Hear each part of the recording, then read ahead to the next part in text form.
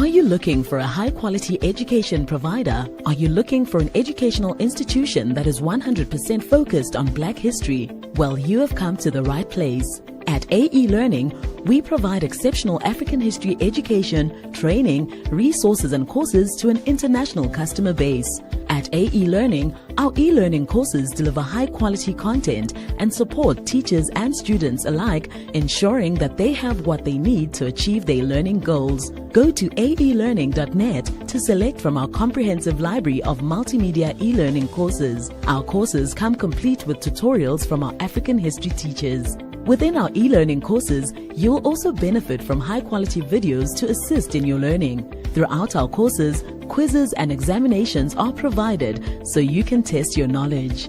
A generous library of downloadable resources complements your learning, and in addition, there are materials to read through. Go to aelearning.net to learn more. AE Learning, your source for quality African history education.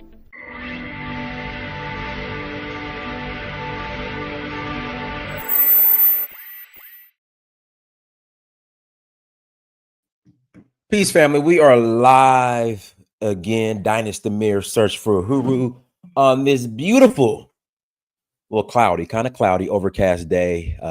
Thursday. It's already Thursday. Afternoon here in Atlanta, Georgia. Hit that like button. Please hit that like button. Also, make sure you share and make sure you subscribe, guys. Listen. Y'all was laughing about my struggle beard, okay? Y'all was laughing and making jokes about my struggle beard, but look, we almost there. We got a little gap right here, and then this is gonna fill in, and then, like I said, we almost there. It's almost connected. All right, it's taking its time. I started this project in October, and I'm gonna give it to this upcoming October. But look, so that's about 6 months away. So we halfway there. It's almost there. So this is going to fill in. This is going to thicken up. And we're going to be beard gang. Okay, we're going to be beard gang. Beard gang. Hey, yeah, don't be talking about my beard, okay? Listen, Alan, y'all gonna leave me alone, all right? Y'all be nice, all right? Y'all don't be talking bad about my beard. It's coming, all right? It's a struggle beard for now. All right, but this beard is going to be beautiful. Give it about 6 more months. I'm going to get it together, okay? So y'all stop talking bad about my beard, all right? It's filling in. I've been using my juices and berries, and it's going to fill in. It's going to thicken up, and we're going to be good to go. We're going to be beard gang here shortly. So hit the like button. Make sure you share. Make sure you subscribe. Everybody needs to be a subscriber. Beard got you looking like R. Kelly. Pause. Man, come on, man. Why I gotta be R. Kelly? Why I gotta be R. Kelly, though?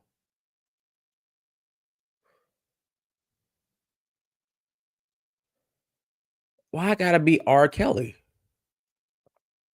Now, I don't care what you guys say about R. Kelly. Okay, let's separate the man from his work. R. Kelly is the greatest R&B singer of all time. Now, he's a pervert,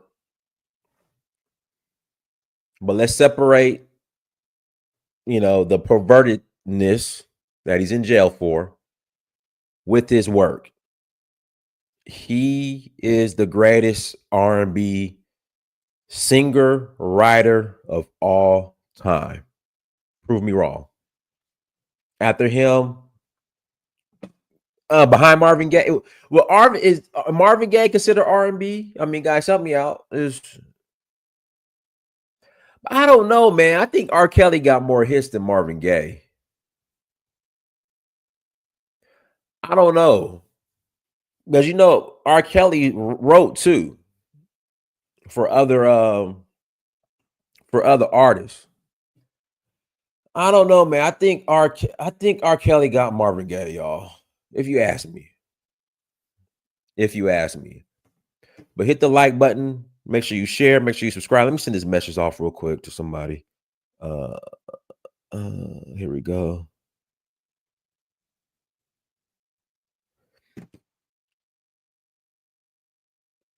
Lisa Colton, you don't have to be a granny. Just come to Europe and get a husband, ladies. I would say R. Kelly overall, producing, writing, singing, overall. You don't have to be a granny. Just come to Europe and get a husband, ladies. Hey, listen, you can do what you want. You can do what you want. Okay. You want to go to Europe and get you a husband? Go for it. But that's going to be today's topic. We're going to be speaking on that. But Sierra Leone, I have some people in Sierra Leone right now. They've started the citizenship process. Citizenship is back on in Sierra Leone. Again, citizenship is back on in Sierra Leone. They've changed the rules a little bit. So you have to come twice now. You have to come twice now. All right, and you have to wait a year. Burkina Faso citizenship moves October with ADDI. Tyler, I don't, we did the show on it yesterday. I just, I want people to get their Burkina Faso passports and their Burkina Faso citizenship. But I don't know, man. I mean, I don't know what else to say. I don't know. I just don't really see it happening like that. Love Ibrahim Traore, but I just think he got a lot to worry about. Versus, I love my brothers and sisters. Versus, making sure the diaspora gets passports. He got a lot on his plate. Yeah, he got a lot of. That's why it's being delayed. It's being pushed back. Like I said, again, nothing against Burkina Faso, nothing against the people who are getting the citizenship to Burkina Faso.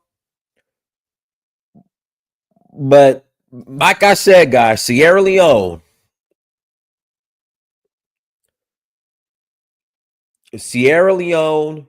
Shout out to Candace in the chat room. Sierra Leone is the only country that has a transparent process, proven process, consistent process, even though there was a hiatus this past last year to getting citizenship. It's only Sierra Leone. I'm sorry. Burkina Faso, and guys, if you didn't watch the show yesterday, watch the show yesterday. We I spoke on the whole Burkina Faso situation yesterday that, it's just I don't know. But like I said, I want it to happen, but Traore got a lot on his plate. Traore has a lot on his plate, y'all. But anyway, Sierra Leone taking another group in December to start the citizenship process. New rules, you got to come twice, but they are also accepting more DNA test providers. So originally it was only African ancestry. Now it's African ancestry, ancestry.com, 23andMe, which went bankrupt, but if you have the results, they'll still take them, and CRI genetics. So those are the tests they're accepting.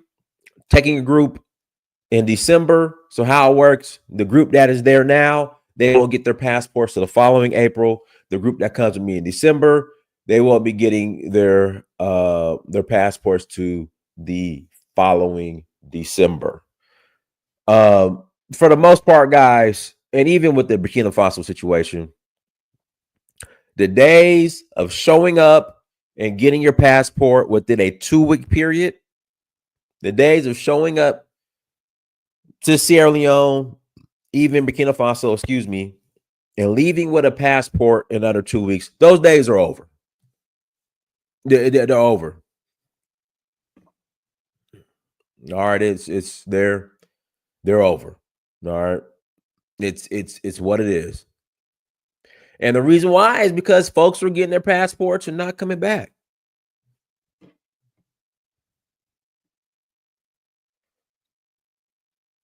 folks are getting their passports and not coming back. And I understand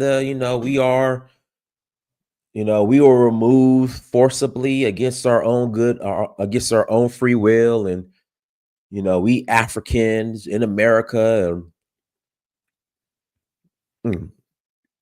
Excuse me. There we go. Excuse me. We Africans in America, and we were sent to America against our own free will. Therefore, we should just come and be able to get our passports. No, man, the reality is it's, you still got to contribute. You still got to show up. So they were noticing that people were getting their passports and not showing and not coming back. And so they changed the rules, and I think it's fair.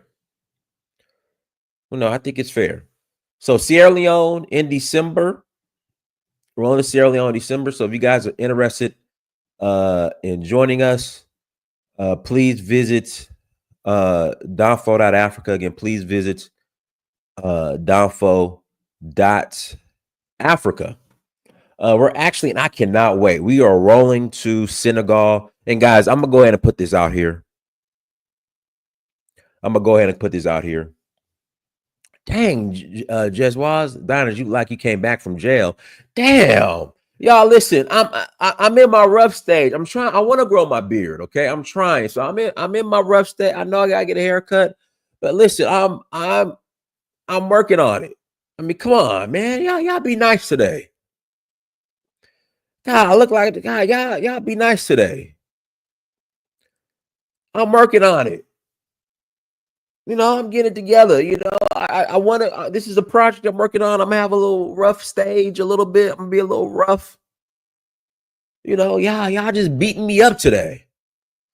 Man, y'all are just beating me up today. Why? Goodness. Okay. Thank you, Candace. Well, you look like a sexy ass inmate then. Thank you, Candace. Thank you. Goodness, y'all just beating me up today, making fun of my beard. Y'all know I'm sensitive. All right, so Senegal, we roll to Senegal next week. That trip is filled. Thank you. If you're watching this, if you're coming to Senegal with me, I just want to thank you. And of course, I'm going to thank you all personally in the chat. Yes, Abysmal, it's going to take about a year to get my beard together, okay? Y'all leave me alone. Be nice. Y'all be nice. It's going to take me about a year to get my beard together. It got to grow in, okay? It got to grow in. So y'all be patient with my beard, all right? Hit the like button. If you haven't hit that like button, hit the like button. So, and in August, we are going to Nigeria for the Oshun Festival. Again, in August, we are going to Nigeria for the Oshun Festival. Got some spots left for that. Then we're rolling to Zanzibar for Safari Blue in September. If you want white sand and blue beaches, I'm sorry, I'm tripping. White sand beaches and blue ocean water. All right, and good seafood. Come to Zanzibar with us for Safari Blue. Please visit Donfo.Africa to learn more. Then in November, we're rolling to Namibia and South Africa. Again, we're rolling to Namibia and South Africa in November for Amapiano and Dunes. So we're going to climb the dunes, those famous dunes in Namibia. We're going to climb them, and then we're going to climb Tabletop Mountain in Cape Town.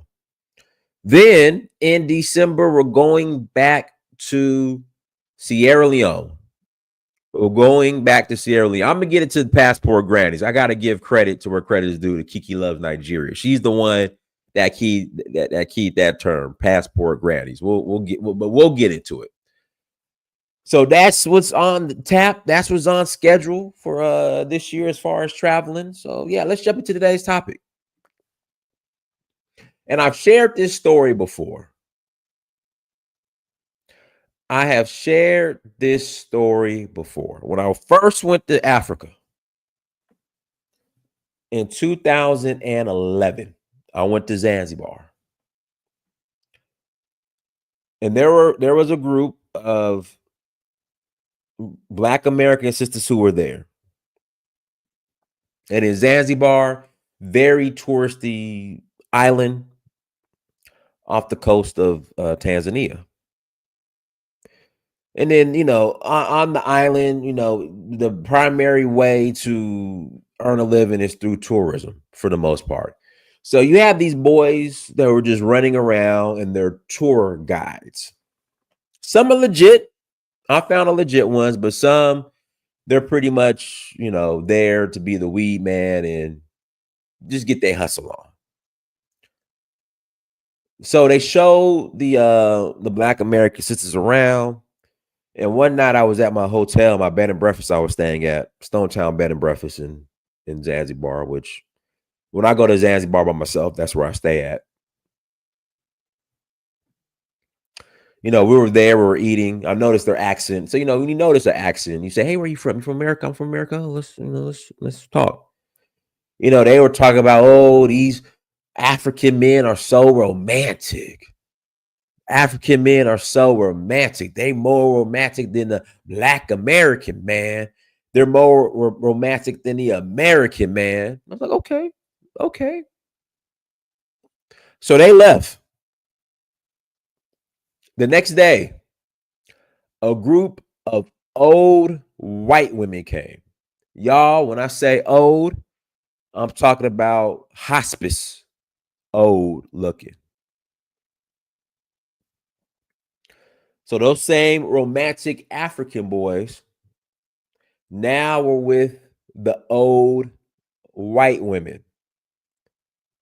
I'm talking, y'all. Oh, listen, when I was at UGA, University of Georgia, on the football team, we had the snow bunnies. We had snow bunnies, but I never seen this dynamic with young Black men, young in their 20s, with old women, old white women, but just old women in general who got to be in their 60s and 70s. I never seen this dynamic before. I'm like, what the hell is going on here? This is what's going on here. I mean, them young African boys, they was holding hands with the old snow bunnies. They was kissing. I'm like, what is going on here? And you see it in Gambia. You see it a lot in the Gambia. And so I asked, I'm like, what? I was at the hotel and I asked, one of the people at the hotel. Yeah, you see it in Saudi Senegal. We're in Africa, wherever there's a beach, you're going to see the fake rosters, the young boys with some old women. That's what you're going to see everywhere. So I was asking like the owner of the bed and breakfast, I'm like, what's going on here? This is weird. I've never seen this before. He was like, Dinus, these young boys, they looking for green cards. They trying to get up out of here. They looking for a sponsor. So I came up with the term hustling draws for green cards. Again, I came up with the term hustling draws for green cards. It's exploitation, wildflower. I'm glad you said that, and you're a woman. So you have that. Then comes the passport bros phenomenon. And I'm hearing women saying, oh, they're exploiting these young women. These young women are naive. They're taking advantage of these young women. But then I'm thinking to myself, hence the thumbnail, there was a movie called How Stella Got Her Groove Back. This is a story of a middle-aged woman who goes to Jamaica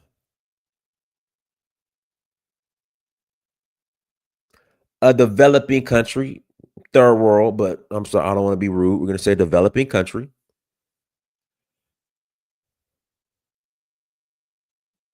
Goes to Jamaica and gets a man half her age. They make a movie out of it. They celebrate it. They say she found love.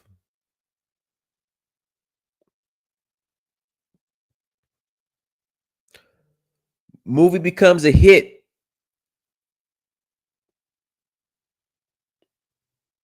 Box office smash with Angela Bassett. I think the book, it don't matter, but she got a man there. Stella didn't go there specifically looking for a man. See, this is how they defend it. This is how they rationalize it. See, this is how they rationalize it.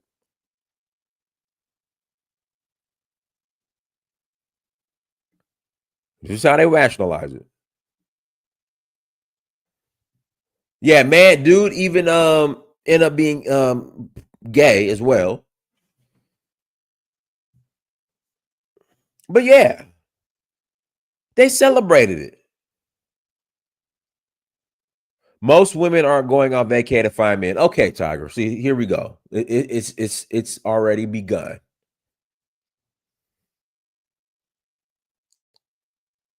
It's already begun.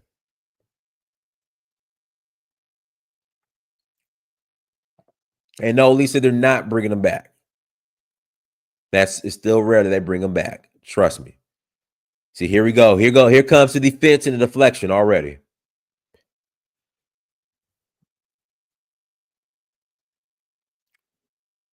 So when the women do it, it's celebrated. They looking for love. They in love.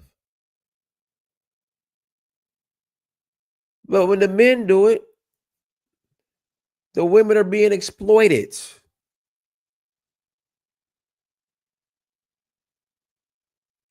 The women are naive. They're poor. They're broke.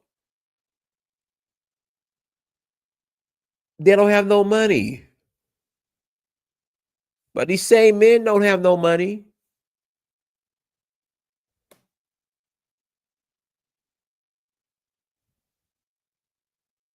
Again, these same men don't have on Stella got a groove back. Her ex-husband didn't have any money.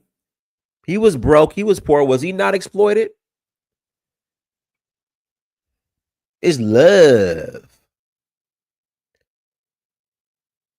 It's love. They're looking for love. They didn't found love.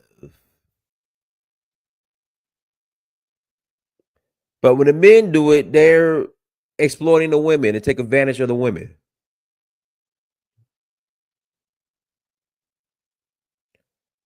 Right. We have examples. I'm gonna get into Tracy Ellis. I'm gonna get into Tracy Ellis Ross, and I'm also gonna get into Shannon Sharp. Love. They didn't found love. See, thank you for being honest, Candace. Thank you for being honest. It's not love, it's stamina. Thank you for being. It's okay. Listen, it's okay. Whatever happens between consenting adults is completely fine. It's none of my business. But don't demonize one group and in the other group you turn into a love novel.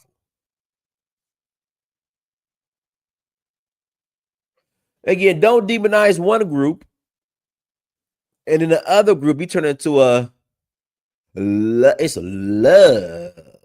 Oh, she done found the love of her life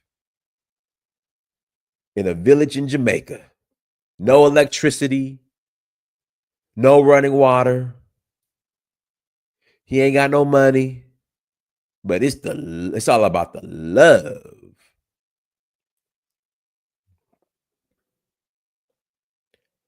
He said opposites attract. There you go.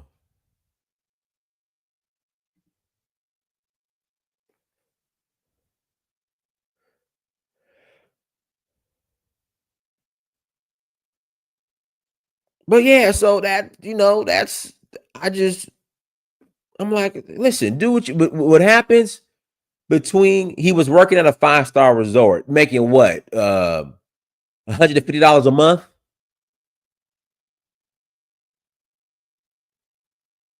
What is that? What's that got to do with anything? He's working at a 5-star resort, making $150 a month.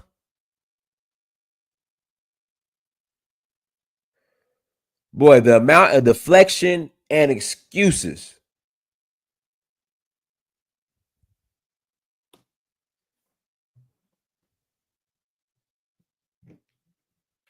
Yeah, making $150 a month. 200 maybe if he's in management. But if he's the pool boy, he making $150 a month. If he's folding towels, $150 a month. Come on. I ain't mad. Hooking up. Listen, I'm not mad at the brother at all. You 21 years old. You make $150 a month. You hook up with Angela Bassett. Find Angela Bassett at 42. Yeah, I ain't mad. Listen, I'm not mad at you. Get it. You get married, you get your U.S. citizenship, man, you won. You won.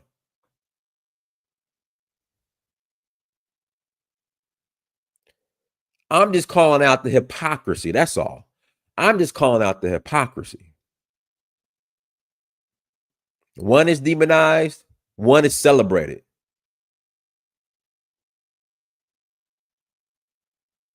Again, one is demonized and one is celebrated. That's all. I'm just calling out the hypocrisy. You do what you do. I ain't mad.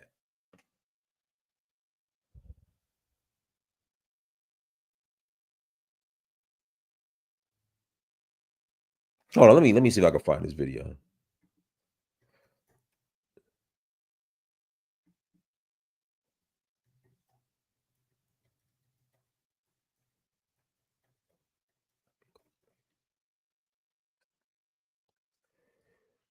Here we go. Let me play this real quick.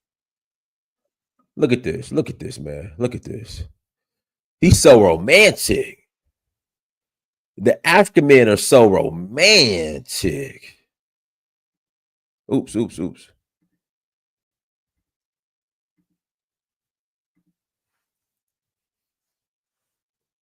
at this. Girl, would you like to come back? Look at this. Look. I mean, come on.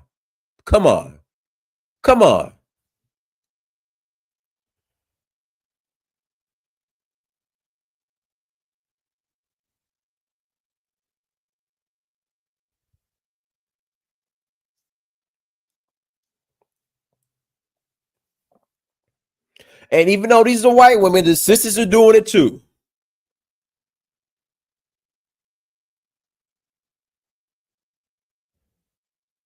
Again, even though these are two white women, the sisters be doing it too.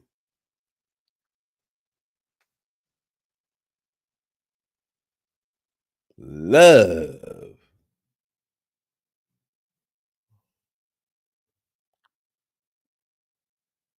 I mean, come on.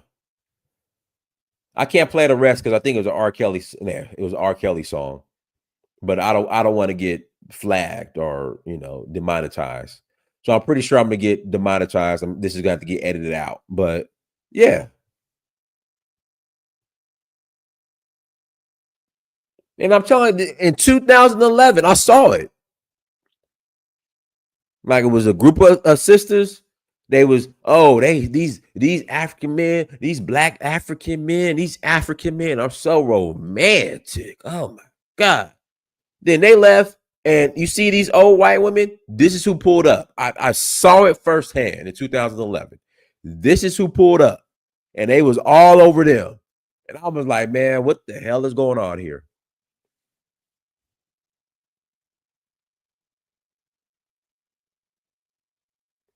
Guys, hit that like button again. Please hit that like button. All right, Tracy Ellis Ross. So Tracy Ellis Ross says she only dates younger men now. Now, if that was Tremaine or Tavares Ellis Ross saying that he only dates younger women and would have gave the same reasons as Tracy Ellis Ross, they would have been calling him a predator. But since it's a woman, oh, she know what she want. She in her season. She doing her.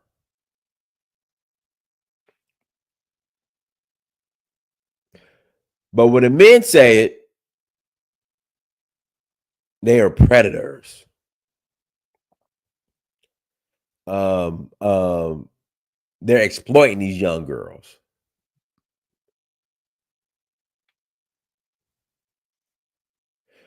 So you want traditional men, you don't want traditional men?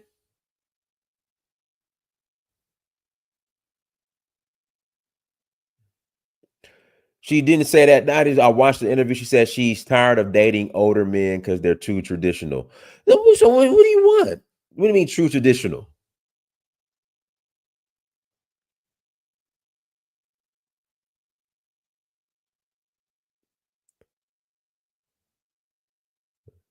Love. Shannon Sharp. Shannon Sharp was just moving too messy. But this is the question I have. All right. I want to be very careful. Because people keep bringing up the girl's age.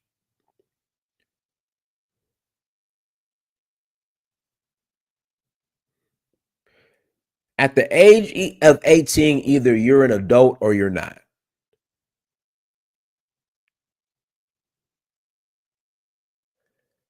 I don't think age is the issue. I think just Shannon is just moving way too sloppy and just reckless.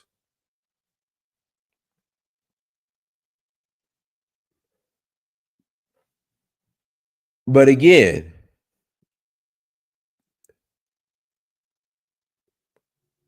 at the age of 18, either you're an adult or you're not. Leave the age out of it. Just talk about how reckless Shannon Sharp is. Because your girl, how Stella got her groove back, she was 42 and he was 21.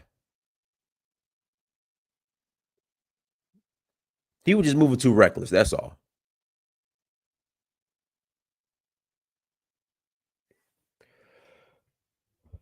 But guys, link is in the chat room. Link is in the chat room. If you want to call in and add to the conversation, you're more than welcome to call in and add to the conversation. Please hit that like button again. Please hit that like button. Also, make sure you share and make sure you subscribe. But yeah, so this is what's going on. Hold on, let me play the rest of the video. I'll just mute it. Look at this. Look at this. I mean, come on, look at this. Look at this. Them African men, they so romantic. They so romantic.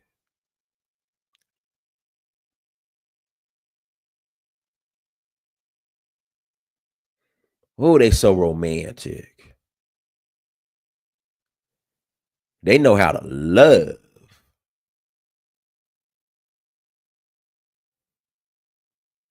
Because they so romantic. Let me read these super chats. Kenny Okode, thank you for the $5 pounds. African brothers are just too hungry. These guys smash anything. Yeah, this is just let me be nice. MAB Squad Gaming $3. It's not love, it's 99.9% lust. Well, that's not what the sisters are saying. They're saying it's love. All right, go ahead, Wildflower. Unmute yourself. Hi, good afternoon. Good afternoon, Dynasty. Yes, so this is really an interesting topic. I really feel like, let me ask you a question. You have a son? You have kids? yes, I have a kid. I've got a daughter. Oh, a daughter. Okay, so you don't have a son. No, Okay. not yet. I think the older women are exploiting these young men. They're in a difficult economical situation, and I feel like the power dynamic is not correct, because I know it sounds a bit traditional, but men are generally in a traditional setting are the provider. They're the ones that are meant to do the chasing, the hunting, even hunting women. So when these ladies come, they've got their life set, they've had all their children, some of them have been divorced, and, they've got their financial setup usually in a good place. And they are looking at our young, vulnerable men who are very vulnerable. Say it again. So you use the key word. You said vulnerable. Yeah, they are vulnerable young men due to the financial. What's crazy when, sorry to cut you off, when the passport bros do it, they say the women are vulnerable. But when the passport grannies do it, the men is love. They found love. All right, go ahead. I definitely don't think I think it's just how people trying to minimize it, but it is a very vulnerable situation with these young men.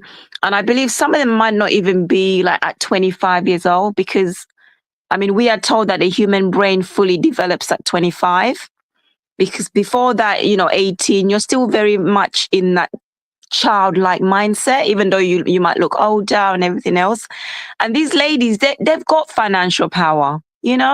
They come there, and these economies are not working to provide jobs for our young men. Our young men are strong, handsome, they've been eating well. And I feel like these women are stealing their youth. You there? They're using their, first world benefits. These older, mature ladies, they're using the first world benefits to kind of, have power in a situation that they might not have. If it was back home in America, in Europe, I don't think these ladies will be going for these young 19-year-olds, 24-year-olds. I don't think they'll be doing that. So why is it that they choose these areas, these like developing nations? That's why I feel like it's a very exploitative arrangement. And I know they say it's love, and obviously young men at that age, they are very energetic. They want to have fun, but at the same time, they could even it might be a grooming situation, But because, even Wildflower, like I'm just, I want to be very careful. Let me be nice. Like, are you looking at the screen? Do you see this? Yeah, I see it. I don't know how any young man, like even like you're young and strong, like how do you get excited? Like, I mean, I've never been this low where I would have to perform for this, but like, how do you get excited for this? It's the finance. Like, I mean, like, how do you? Yeah, this is why it's very exploitative, because I feel like it's probably not a genuine attraction. I'm just generalizing that. I don't think in all situations this is genuine. I feel like this is a situation where our young men in their prime, this is the prime of their life when they're meant to be thinking about, what they want to do, finding themselves, just being energetic. And you have these people that have lived their lives, they've lived it, they've been married, they've had their kids are grown, and they're using their economical power, strength, and so on to exploit these vulnerable young men. And they might, the young men might enjoy the money in the short term, but let's think about the emotional impact in the long run, because I feel like their youth is being stolen by these older people, these older ladies. Now, with the passport bros, I also think this is a very exploitative arrangement, because I feel like these passport bros, they're coming from wealthy nations, they've got money. I hope some of them have money, or they have that, passport and everything else, and they go to developing nations, where the ladies don't have the economical power. So this is not like an equal relationship. You're sort of like, I am from a rich nation, I'm here. And the ladies are very beautiful, a lot of the time, very submissive. And they feel like, this might be my way out of, poverty and so on, and move to America or Europe. And again, a lot of the time, these guys are just exploiting them. It's not really, because these guys, these passport bros, they can't really get women most of the time in home nations. I might be wrong, but I'm open to hear what other people think. That's what I have to say at the moment. Thanks, Okay, guys. no problem. Go ahead, Namdi. Yeah, what's up, Dinas? How you doing, brother? I'm good, man. How are you? All is well. Listen, I just came up here because I wanted to bring your attention to something. There's a short documentary called "Left of Black" with Bianca Williams, right? This is a lady that worked at Duke University, or I don't know if she still does. But what happened was that I don't know if the government or maybe there was some fund from the university itself that paid some of these women to go to the Caribbean, namely Jamaica in this case, I'm supposing, and to quote unquote explore their sexuality and write about it. Right. So there is a clear double standard here because whoa. Paid them to go explore. They got paid to go. You can look it up. Left of Bianca Williams, Left of Black with Bianca Williams. It's on YouTube. I have the window up as I'm speaking to you right now. So it's a real thing. All right. This video is 6 years old, but yeah. So this is a real thing that happens in the Caribbean. I know it happens in Gambia and pretty sure other parts of Africa. So and this whole passport bro thing is really just a recent phenomenon. I think the issue with our brothers from the United States is that they seem to have inclination to try to document everything that they do once they go, and it's kind of ruining their reputation.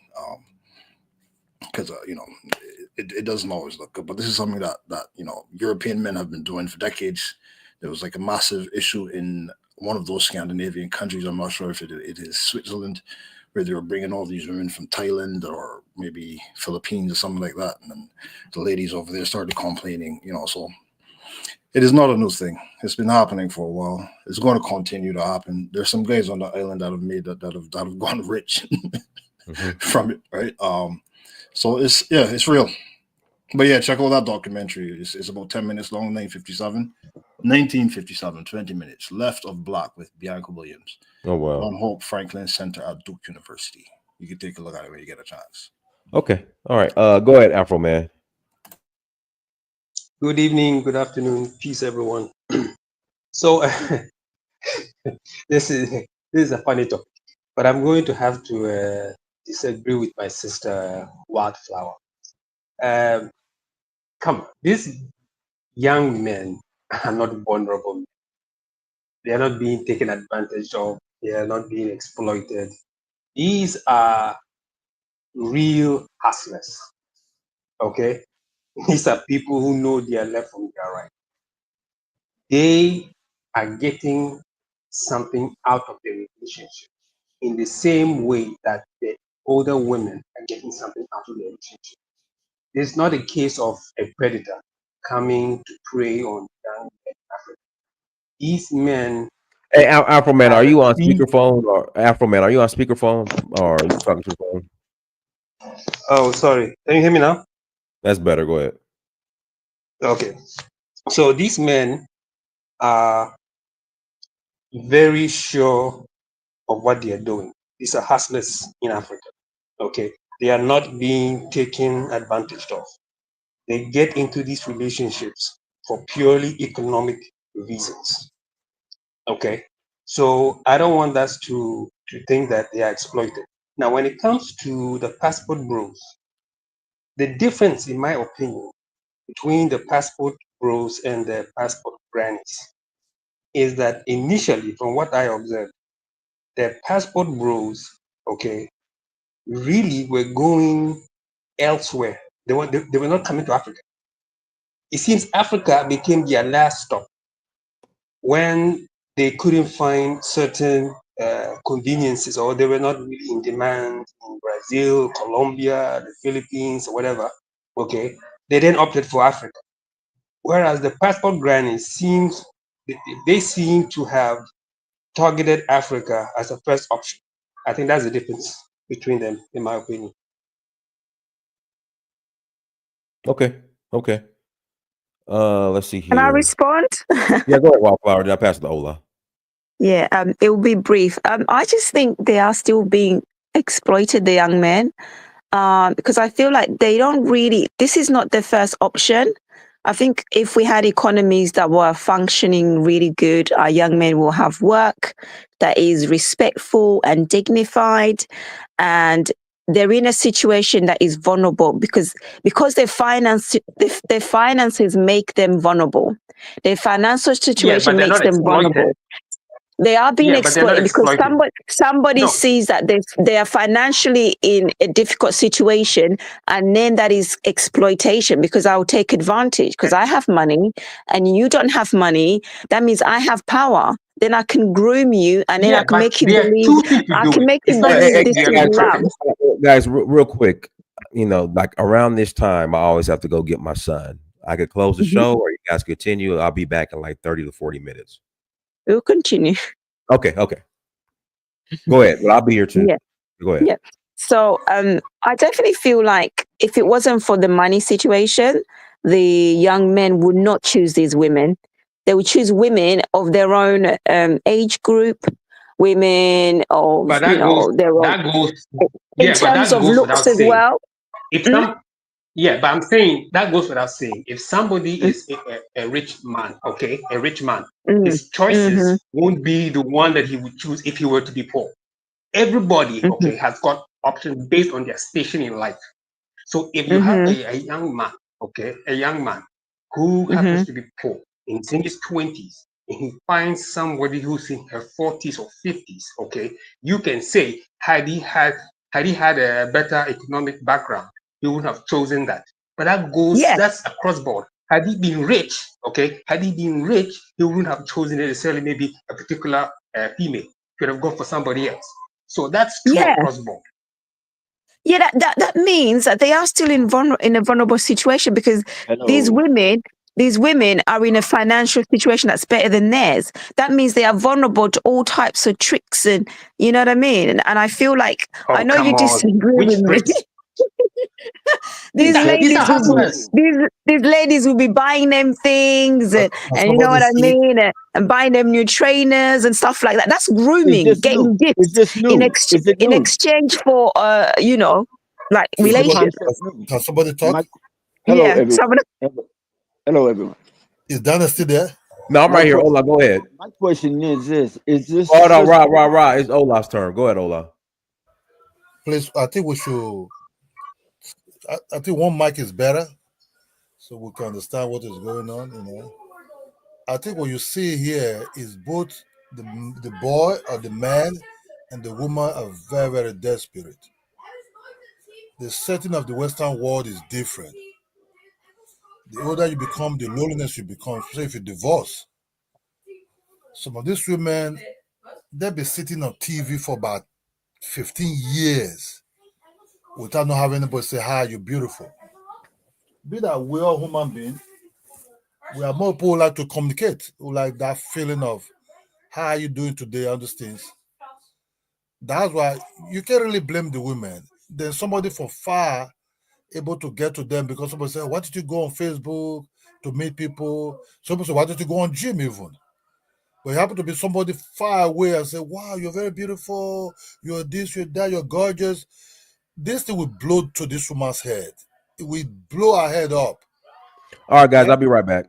And you have to understand, when you into that situation, you know, you're really in control because you want to meet somebody that will say, you know, you're beautiful. And the guy himself is desperate because he wants to leave the situation where he is. He wants to upgrade himself. So it's not like the woman is really using the guy, but the guy is kind of like using the woman because he will dump that woman. And that woman will go back possibly to one of the worst stages in her life. Maybe if within 2 years, 3 years, when the guy maybe finally got what he's looking for, maybe green card or residence permit. So it's not only in Africa. Even in Europe or United States, there are some guys who want to drive some certain type of cars. They also go for this kind of divorce, old widow kind of old women also, who have the money.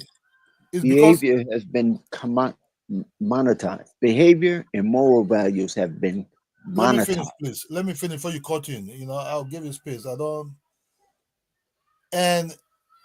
And what you see now is because they put camera on these white women coming to Africa or to Jamaica, and they start filming it. It happen in Europe. It happen everywhere.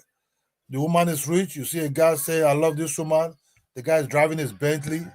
He's driving his all top cars. You know what I mean? Living in a mansion. Flying of first class ticket, executive ticket, depends. So it's all about interest. I give to you, you give to me. That's where world work nowadays. You can go, bro. All I was saying is it's a monetized behavior system, whether it be for sex, whether it be for company or financial gain. It's a monetized exchange between two human beings. And this is not new. This has been going on since the history of man on the planet Earth. So I don't know why people seem to be so shook and bewildered by this. I don't understand. Exactly. I'll mute my mic. I agree with you 100%. I don't think, as Ola said, you could also look at the fact that it could be the boy who is taking, or the young man who is taking advantage of the older woman. Okay. So as I said, both of them are trying to meet their own needs. The woman is looking for love. Okay. And as Ola said, okay, in certain societies, at a certain age, women who are single, who are divorced, become very lonely.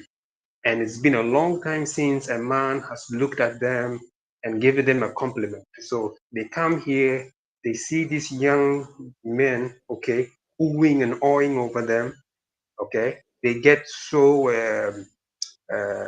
happy about it, and they get with this young men, and they shower them with gifts and everything.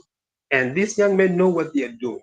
As I said, these are not innocent people who just walked from the monastery to the streets. No, I mean, these are people who are probably not even virgins, okay? They have had sex, okay? They have been in past relationships, and they now want an economic way out from their economic quagmire. So they know what they're doing. That's all I'm saying. I don't think they know what they're doing. I feel like, would this situation be if African old ladies were going to Western nations to look for handsome young Chads and Brads and all these other, would that be okay? Because I feel like it's to do with like countries that are wealthy using that privilege. You're not having women in developing nation going to first world nations doing this kind of thing.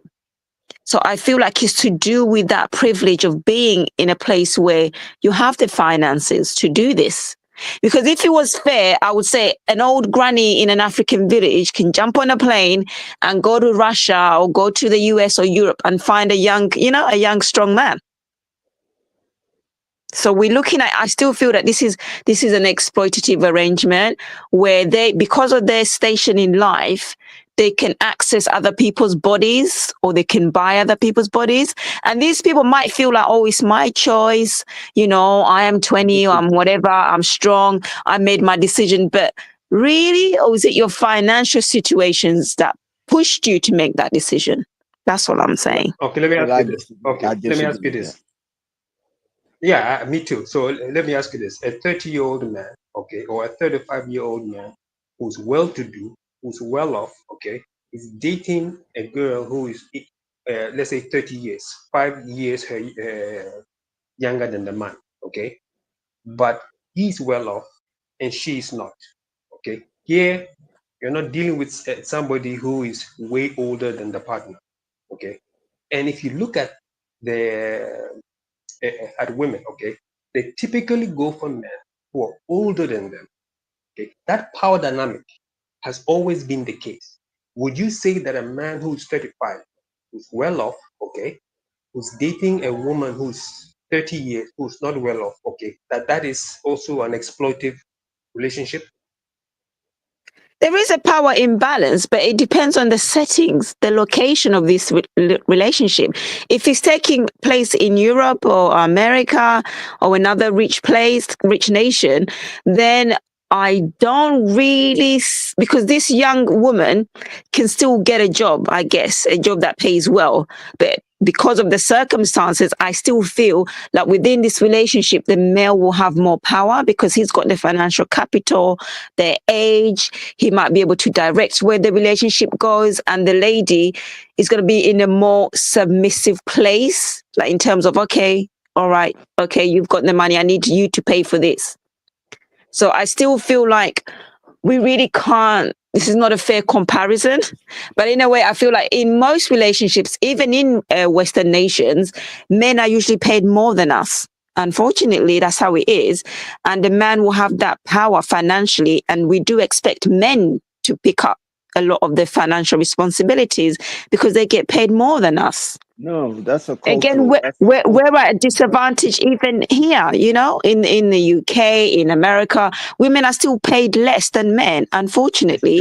And if I'm in a relationship, when I'm in a relationship, I'm not going to be paying for everything, knowing that you already get paid more than me. Well, you're not going to be in a relationship, probably not too long.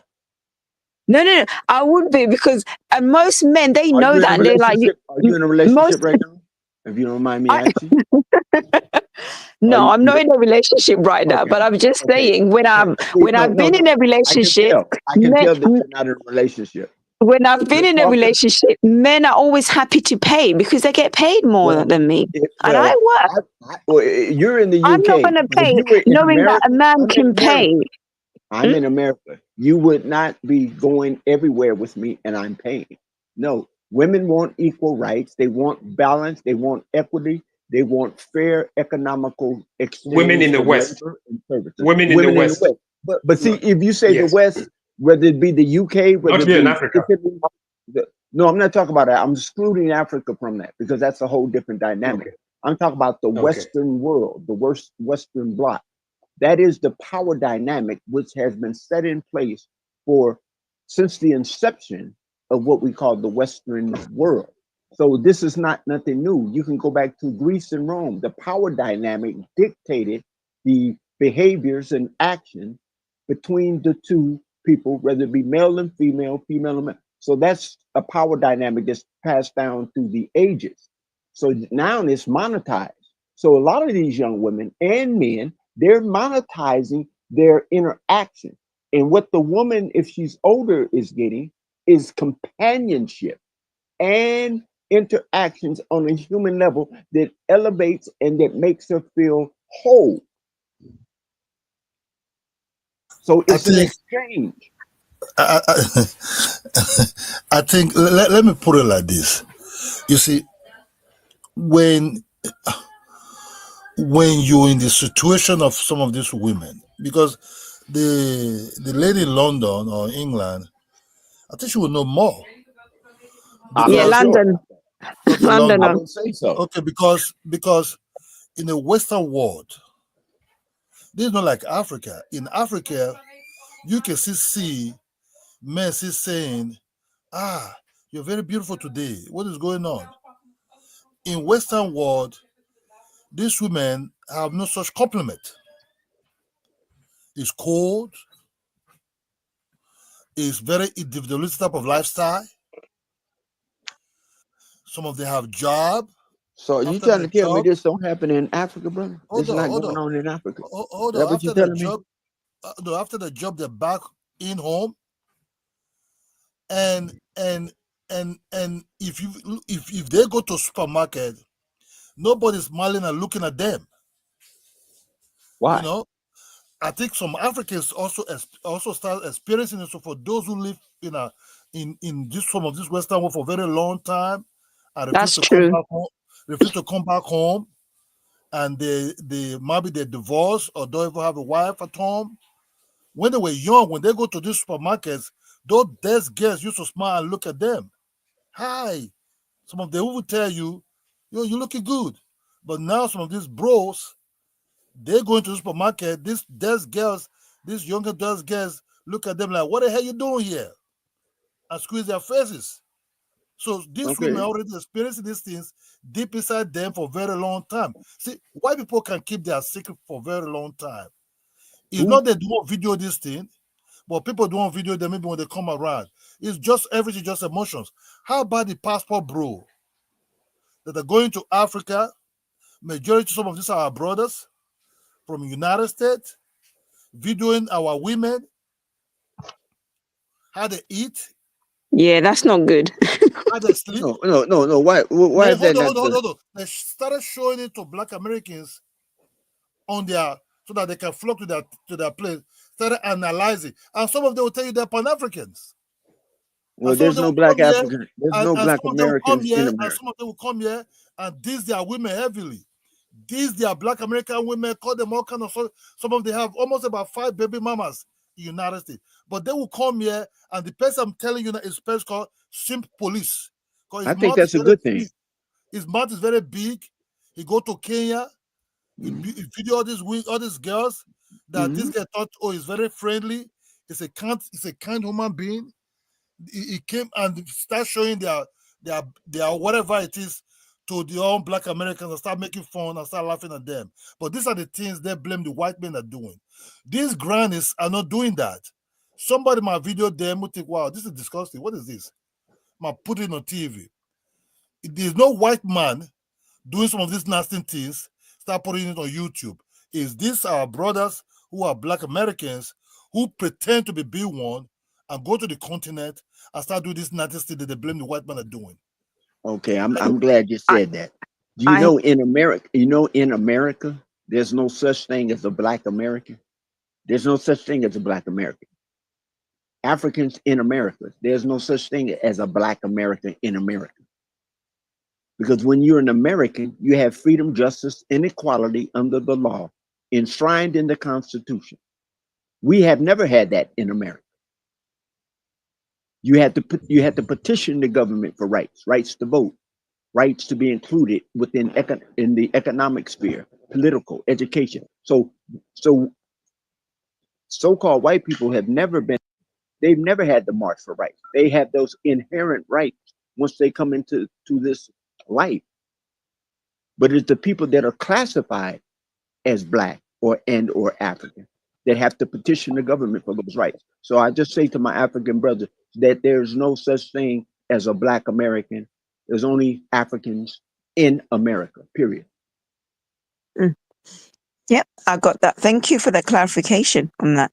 But I see, not about on what you said, but these sort of relationships, the dynamics is not correct. You know, these people that come with their financial power, you know, they've divorced, or, you know, they've been lonely in America, and then they go to Jamaica, and then they see our young boys, our young youthful men who don't have work, you know, because the economies are not really doing that. And they know that they could sweet talk these young men. And also, I'll get to the passport bros. They can sweet talk them, you know, and they can buy them a few like T-shirts or trainers. And, you know, and they'll be stealing their youth. I don't think that's correct. If these ladies had no money, if these ladies were broke, the guys wouldn't even look for them, you know? They won't look for them. Do you know what we call that in economics? What do we call it? We call that a double coincidence of wants. Okay, you have the lady, okay, who's looking for love. You have the man or the young man who's looking for a way out. Okay, how do you know they're looking for love? Might be just looking for a good time. I call that in economics. Whatever the want is, goods and services. Whatever the want is, okay, it is a exchange. Both of them, exactly. So both of them, okay, are getting what they are looking for. It's not as if, as I said, nobody is being sex trafficked. See, if it is sex trafficking, that's by force. You are taking somebody by force from one place to another. That is exploitation. She or he doesn't want to be there. But when you have a young man, okay, who is deliberately looking for an economic opportunity, sees a vulnerable or an elderly lady, and that lady herself is looking for love or is looking for a good time, and sees this young man, okay, and approaches him and finds out that he too is looking for someone, you know, to be with, then they join together. That is not exploitation. That is a fair exchange. But do you think But do you think if the young man was not in a financial situation that he's in, that he will have more options not to choose this option? He has more options. But that's what I'm saying. It's a financial. That's what I'm saying. It's a financial whatever agreement, whether spoken or unspoken. The thing is, okay, whatever the age of the two people, okay, everybody is coming on board looking for something. Even if both of them are in their 40s, the man is 40, the woman is 40, okay, they're looking for something. So you could equally say, well, yeah, you could equally say, well, if the guy didn't have 4 kids, okay, do you think he would have gone for that woman? There's always something that you can say. Well, if the woman didn't have this, would she have gone for that man? Okay. So at every point in time, okay, there's always something that they want, or they always have a certain background that you can say, had it not been for this, would he really have gone for her? Okay. So but I feel with the older individuals, there is the advantage of having life experience. So if I'm young and I'm all about the money, let me pretend that I'm like 24-year-old young man in Africa, Gambia or Jamaica, and there's no work for me, but I really need to get my money, or I want to move abroad. And this is someone, and I meet somebody who is really older than me, a woman that has her life set out. She's got life experience, like years of being on this planet. You know, that already is also an advantage over me, who is just like fresh out of, just like still wet behind the ears, and then I feel like, this person is going to start manipulating me and telling me and buying me nice things. And then before I know it, and then once they finish with me, they're going to go back to their home countries. Yes. And I'm going to be left there thinking, oh my God, I thought you really liked me. You know what I mean? You have the car, you have the diamonds, you have whatever. It's exchange. It's monetization. It's a fair of exchange. People's behavior. It's a fair exchange between people for you want your monetization or goods and services or equal exchange economically or whatever the power dynamic is agreed upon, whether spoken. Let me give you an example. Unspoken. Okay. Let me give you a real life example. Okay. This is a YouTuber. I'm not going to mention her name. Okay. But she's significantly older. She's a Black American, or at least I know she's from the US, okay? And she's in Ghana. She went in for a guy who is in his 20s, I believe in his early 20s, okay? So I think I know the couple. No, you don't. I don't think you know them. Well, all right, go on. I probably don't know. Go on. You might, but I won't mention it. But they're all on YouTube, okay? Now, in one particular episode, okay, they made it known that the lady was a bit, the lady was a bit concerned because she has kids. You get me? Okay? The guy has no kids. But the woman, because of her age, is unable to produce any kids anymore. So she's concerned because she knows that this is a young guy, okay? They are married, okay? He would want to have kids one day. And I am unable to provide him with kids. The funny thing is, or the interesting thing is that according to them, okay, even the man's or the young man's parents are okay with it. This is where I knew, okay, that this was an economic venture. Because the average Ghanaian parents, okay, would not tell you that they are okay with their son being in a relationship that will not produce any children for the grandparents. Offspring. Yeah, a lineage or offspring. Exactly. So the fact that they are saying, oh, they are okay with it, tells you that this is an economic venture that they're into. Okay. And so when you look at it, this guy knows what he's doing. And so do his parents. They can see that she has she is basically an avenue where they can secure economic security for the son, who in turn will then secure opportunities for his siblings and for his parents. Okay. he will basically better the economic laws of the family. This is not exploitation. He knows what he's doing. Yeah. He knows what But he's doing. I think, That but show I is well think, known in the States. That show is well known in the States. I've seen it a couple of times. Okay. but I think that this could be said for even like doing dead end jobs where your manager exploits you knowing that you can't get a job in elsewhere. And they do all types of things and expect you to, work all the hours that God sent. That's a form of exploit. I have no power in that relationship, but I need to eat and I need to pay my rent. But if I have any choice, I would work somewhere else. So I feel like we're forgetting that the situation that makes me not have the options that I wish I had. So then I don't feel like, I have power in the choice. I'm kind of forced to make that choice.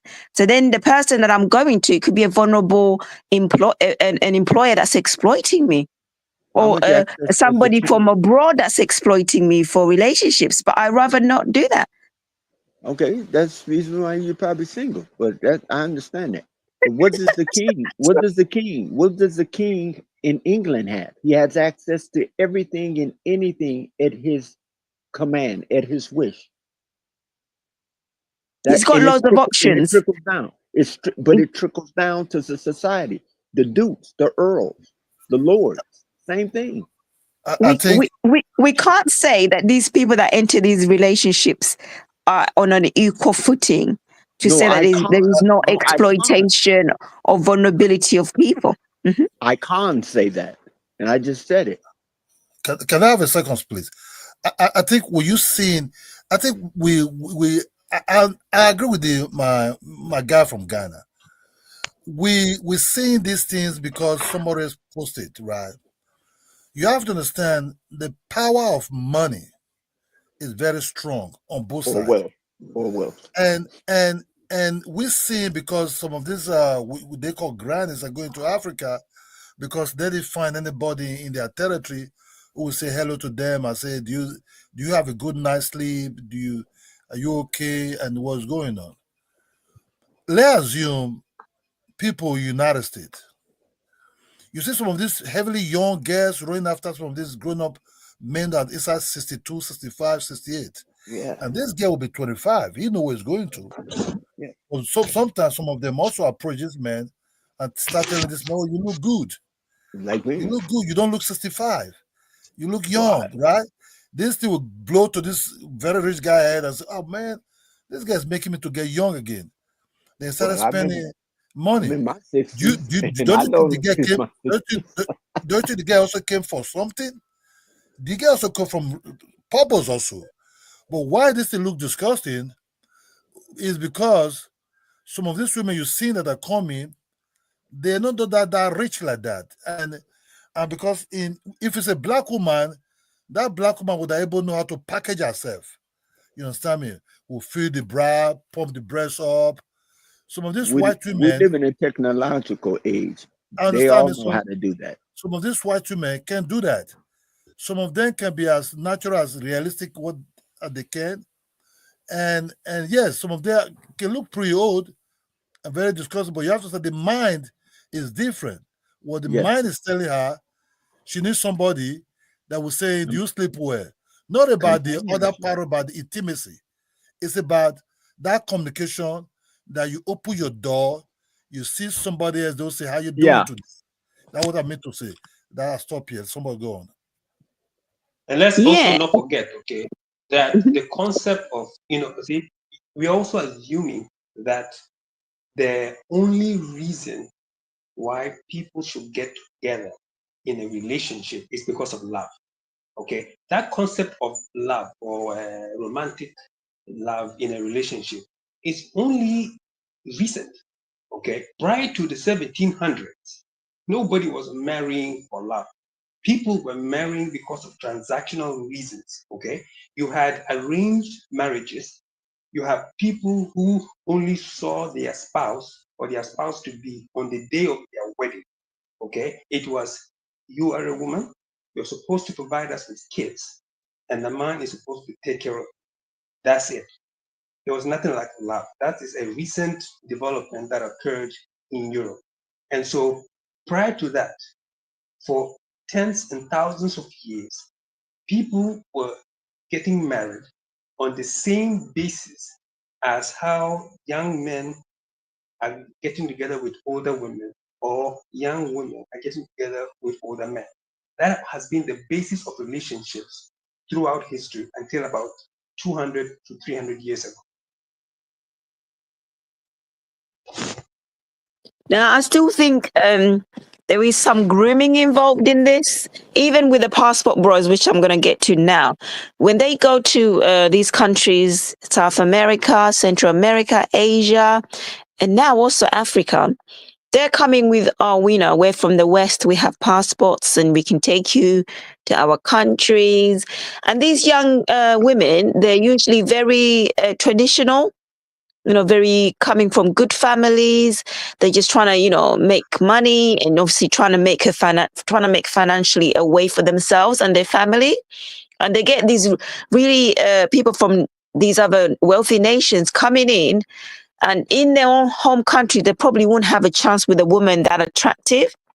But because they've come to these nations where, their finances are not the same, they can get the woman that's a 10. Do you know what I mean? And in their home country, they can't get a woman that's a 10. So again, that is very exploitative. That's very because, in their home country, it will be like, you might be single for a long time. So I feel like they're using their economical position to gain something that they won't be able to get in their home country if it was a level playing field. So it's not a level playing field with this one too. Yeah, but I understand that, and I agree with you that if you look at the passport bros, okay, the women that they get here in Africa, they would never have been able to get them in the US or in Europe. I agree with very you 100%. Beautiful women. Very beautiful women. Yeah, yes, I agree. But you see, that's nothing new. All over the world, rich men, tend to be able to attract the more beautiful women than those who are less rich. So that's nothing new. But my issue with the passport bro, okay, is that, okay, dark women or African women, okay, seem not to have been their first choice. When they go to Latin America or they go to Dominican Republic, Asia, okay, Eastern Europe, and Asia, okay, they are looking for what they call racially ambiguous women. Okay, they're trying to get away from Black women, and so for me, the initial impulse that inspired the passport bros was actually self-hatred, and it was hatred for Black women. When they went outside and they found out that they were not really special, in Asia or in Eastern Europe or in Latin America, okay, they then found their way to Africa. Africa was actually the last stop. If you watch the passport bros, you find out that Africa is a recent development. They didn't start from Africa. And so for that reason, I rather commend the passport grannies. They weren't going to Dominican Republic or to Asia or to Europe looking for their men. They came straight to Africa. Yeah, they were not popular in the areas where they wanted to be popular, like the Latin Americas, the South America, Asia, Eastern Europe. And they've come to Africa. Again, this is also very exploitative because you're not really the first option if they really want to be honest with themselves. You're kind of like last, oh my God, no one wanted me, so let me go. So again, we're getting doubly exploited. But people who aren't really interested in really forming loving relationships with our young girls, these people are there to kind of, take advantage of them. That's already, they've got more power. They speak all these languages, they're wealthy, they can pay for dates, where the local boys might not really, have that much disposable income. That's a form of like vulnerability there as well. Well, I mean, passport bros really, okay, can't compete with the middle class in Africa. They just can't compete. So, I mean, I don't want to say as if the passport bros are just, out competing African men. They are not. The average African middle class, okay, is way better placed to get African women than Yeah, that's African true. Americans. The middle class African men, they have obviously more spending power, but these passport bro guys, they can take you abroad. That's the difference. I think passport bro, this passport bro that are coming to Africa have no such power. You have to understand, African women generally are not too attractive to boys that are a little bit confusing to them. They can want to eat their money, but relationship, I don't think they want to really be there because That's of true. our type of settings. You understand me? And this passport bro, I agree. some of this passport bro, they cannot really, they're scared also. They can deceive some certain people, maybe with it, like what I was talking about, that same police that went to Nigeria, Asaba, and he make a contact. I think like a contact person there, and just to show her around what is going on, everything. He said he was looking for something, kind of like investment. That what he came with. The girl was like, okay, I'll make you feel at home. So other way eating, then he didn't really able to talk to the girl because it's all about business like kind of approach. Then the girl said, oh, here the real taste of this chicken is in the bone. He was showing the guy how it is. But that guy started videoing it without the girl consent, or the girl didn't even know. Then he started, when he came back, he also went to Kenya. So he didn't stop only in Nigeria. He also went to Kenya as a meeting point. I think for kind of like an investment. That's what he came with. He came as a scammer, not really direct like what he's doing. So he started showing the Kenyan girl as the Kenyan girl, they were drinking together. They were drinking the Hennessy that was on top of that table. But he started showing them, look at what she's so she finished this bottle. Why it was lie? They were just drinking it together. And started showing it to his pivotal friends in United States as type of like a joke. And guess who was there? The king of Pan-Africanism, Kala, who also kind of like a double passport bro, saying he have a wife in Liberia, which is just fake. So you see people that like have your skin color, but who promote B1, B2, and black love, which never really exists anyway, and showing the same thing that's all the white man is doing, which is lie. Then they're still doing the same thing. So what you see here is this: we cannot stop these things because money is already involved, and you can use money to deceive anybody. You can come as an investor, but why you're not really an investor? So at least these white people are coming for love. They just tell you, and some of these boys actually are being given green card. They're not playing.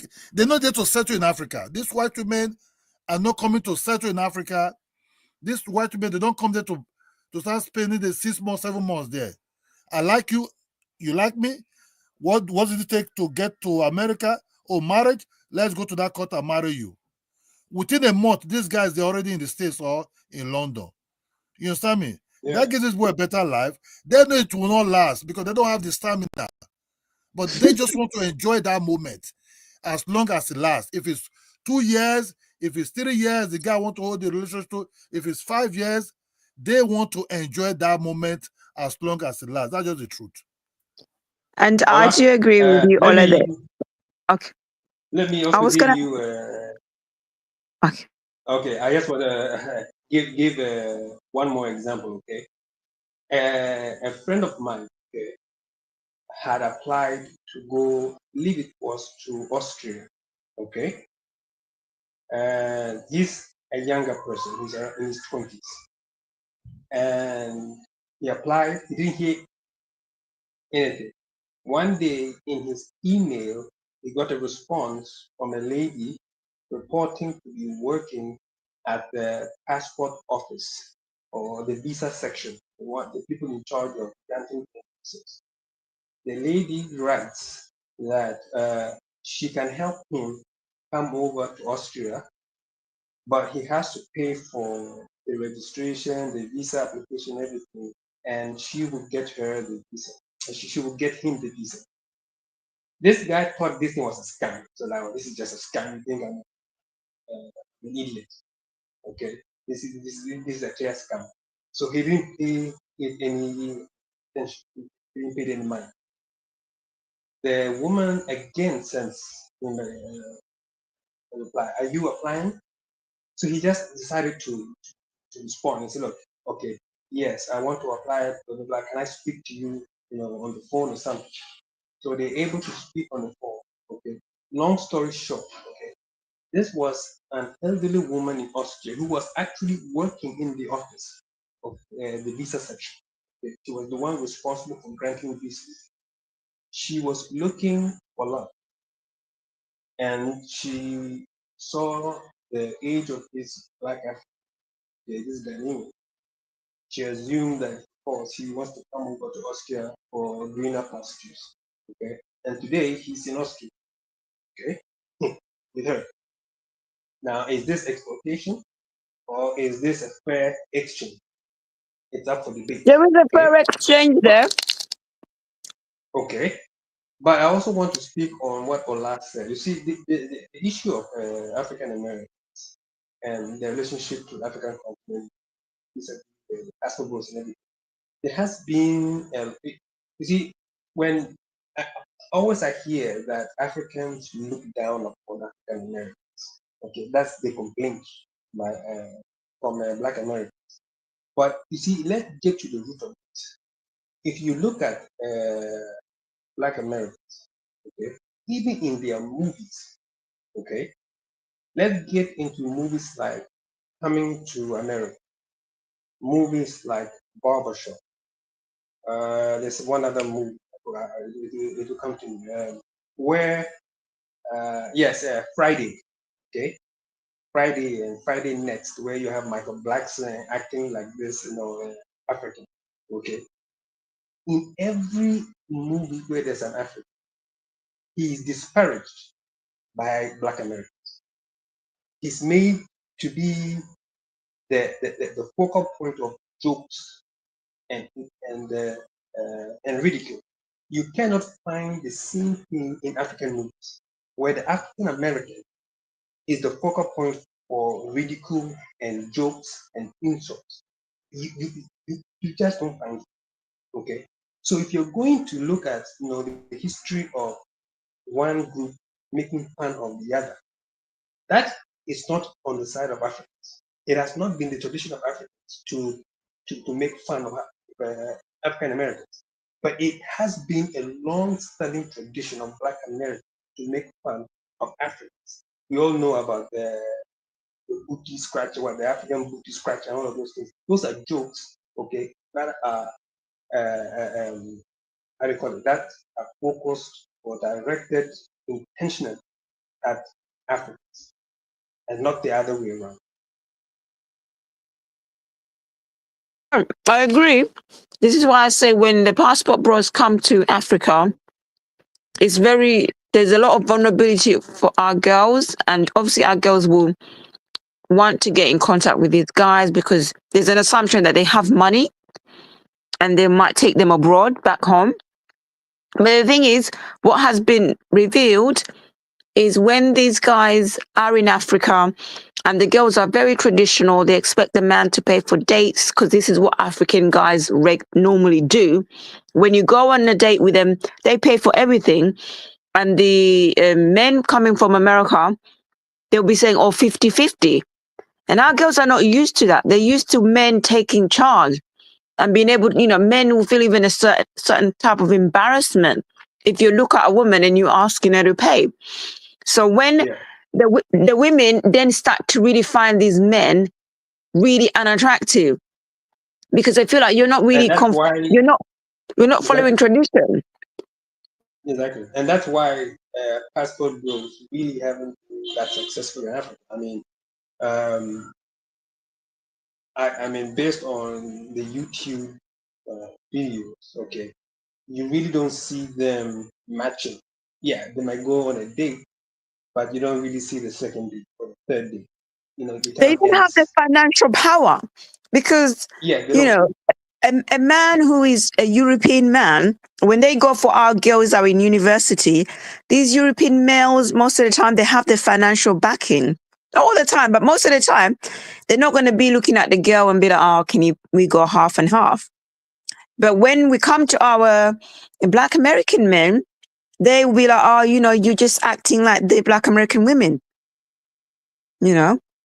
But it's only like as a male. And then what I did notice, like when the African ladies, the young girls, were asserting themselves, saying, you know, I'm a beautiful woman, I am submissive, I am traditional, and you know, you need to bring something to the table. And a lot of these guys, their finances were not all in good order to afford such women. These women need to be taken care of, because this is how the culture in Africa that I'm used to, men take care of women.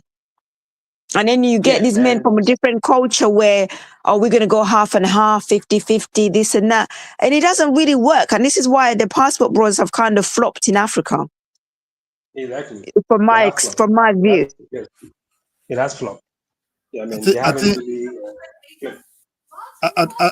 think we are, I said something, but I didn't, conclude on it, that our dynamic is different in Africa as a whole. Well, let me conclude what I mean when I said that they can eat their money, but they cannot really be with them. You understand me? They can maybe have like good time with them, but they cannot really be with them. You see, our settings from when we're born, we are people who want to, our women want to know where they're giving birth or who are they dating, their territory and their clown. So an African woman, typically in Africa, when they want to date you, they want to know who you are. They want to be able to identify you to something. And that's something they will go and check your background as the cultural, let me put it traditional, because the culture is the same, but the tradition is a little bit different. So they want to know your tradition. So let's assume a Yoruba girl fall in love with a girl from Ashanti or Ebe or Ga. She is literally point, okay, this is a guy. I want to know how they behave. I want to know much about them. You understand me? Because of Africa is set up like that.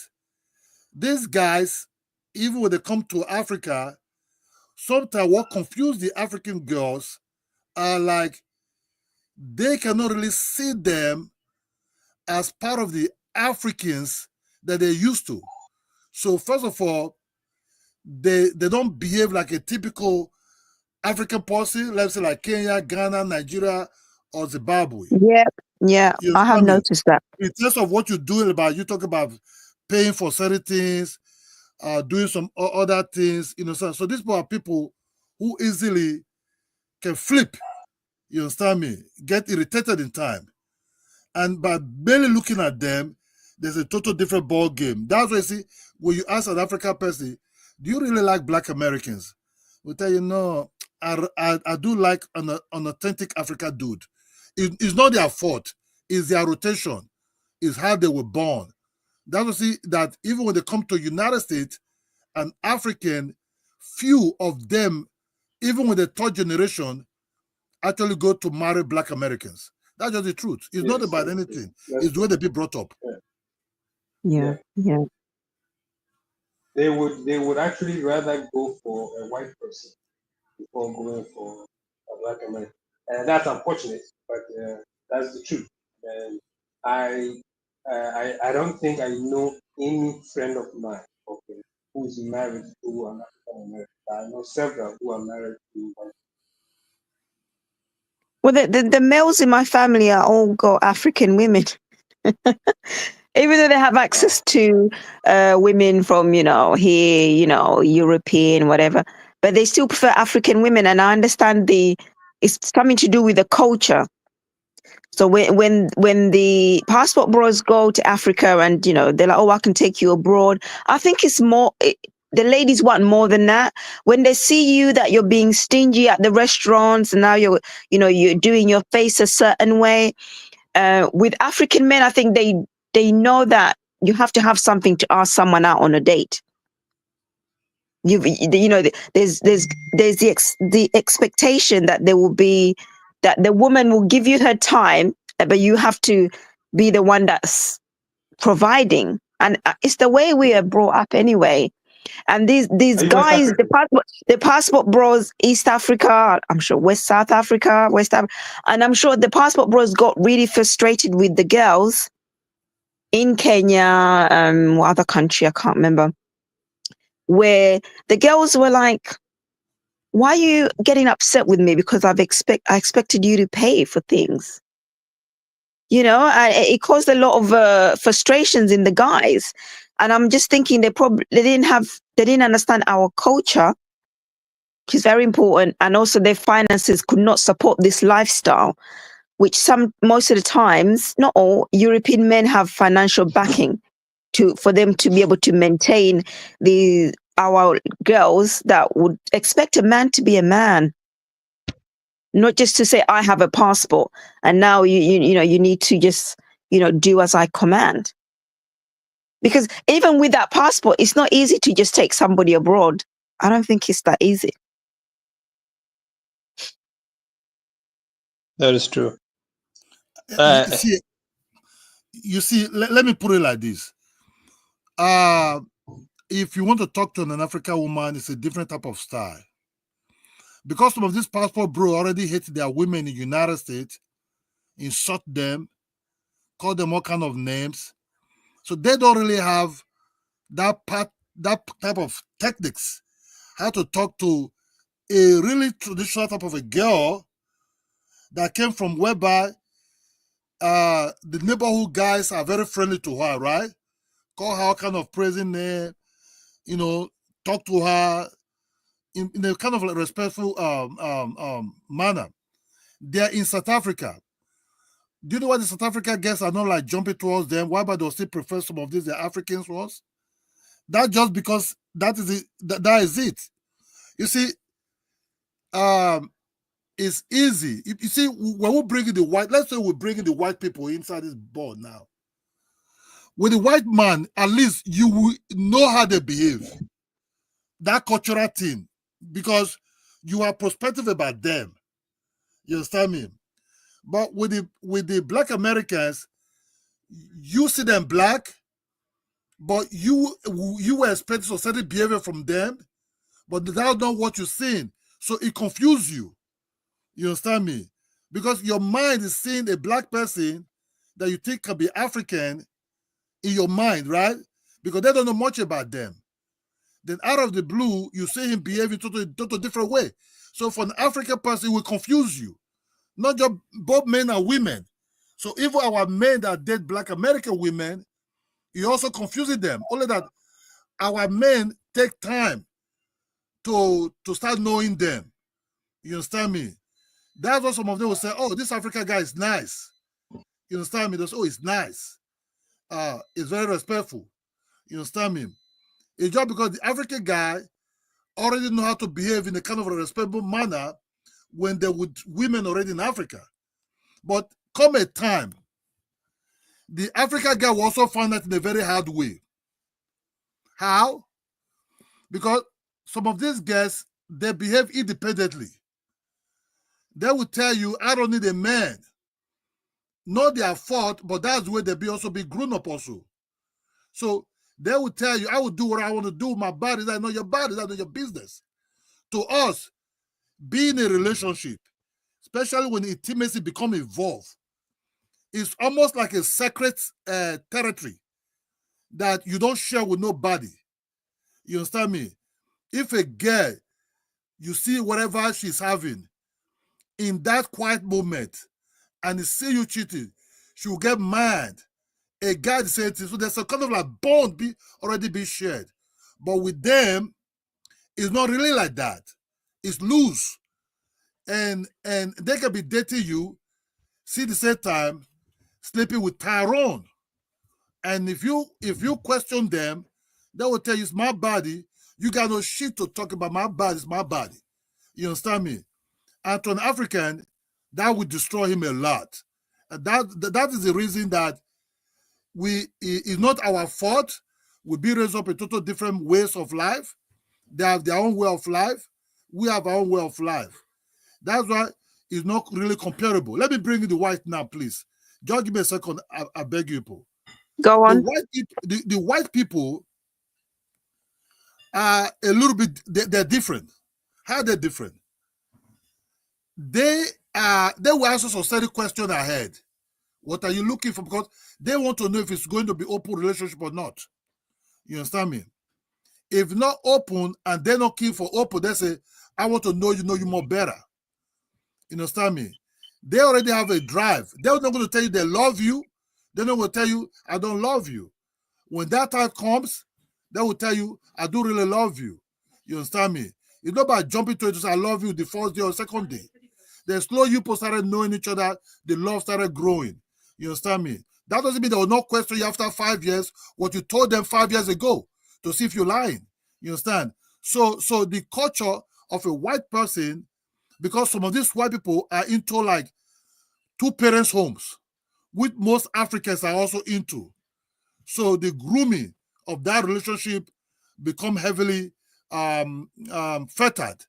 That's what you see sometimes. If you're not coming from any, say, or you're looking for something, you come for real love and real knowing. That's why this relationship between the white person and African person lasts a lot than an African person with a Black American person. It's a total different ballgame. Thank you. Yeah, and I think our view of relationships is very conservative. And the culture in Africa is very conservative, the way we view relationships, even though there is some modern things that are coming in, modern influences, social media, but there's still a strong conservative approach to relationships that sometimes people outside of Africa might not understand. And this is what causes relationships with people who are not from the continent to not be successful. So, and also having to explain that to others to say, this is how we do things. We have very strict gender roles. And sometimes in other countries, it's much more different setup. There is that sort of like understanding the gender roles and how set they are and what are the expectations of men and males and women.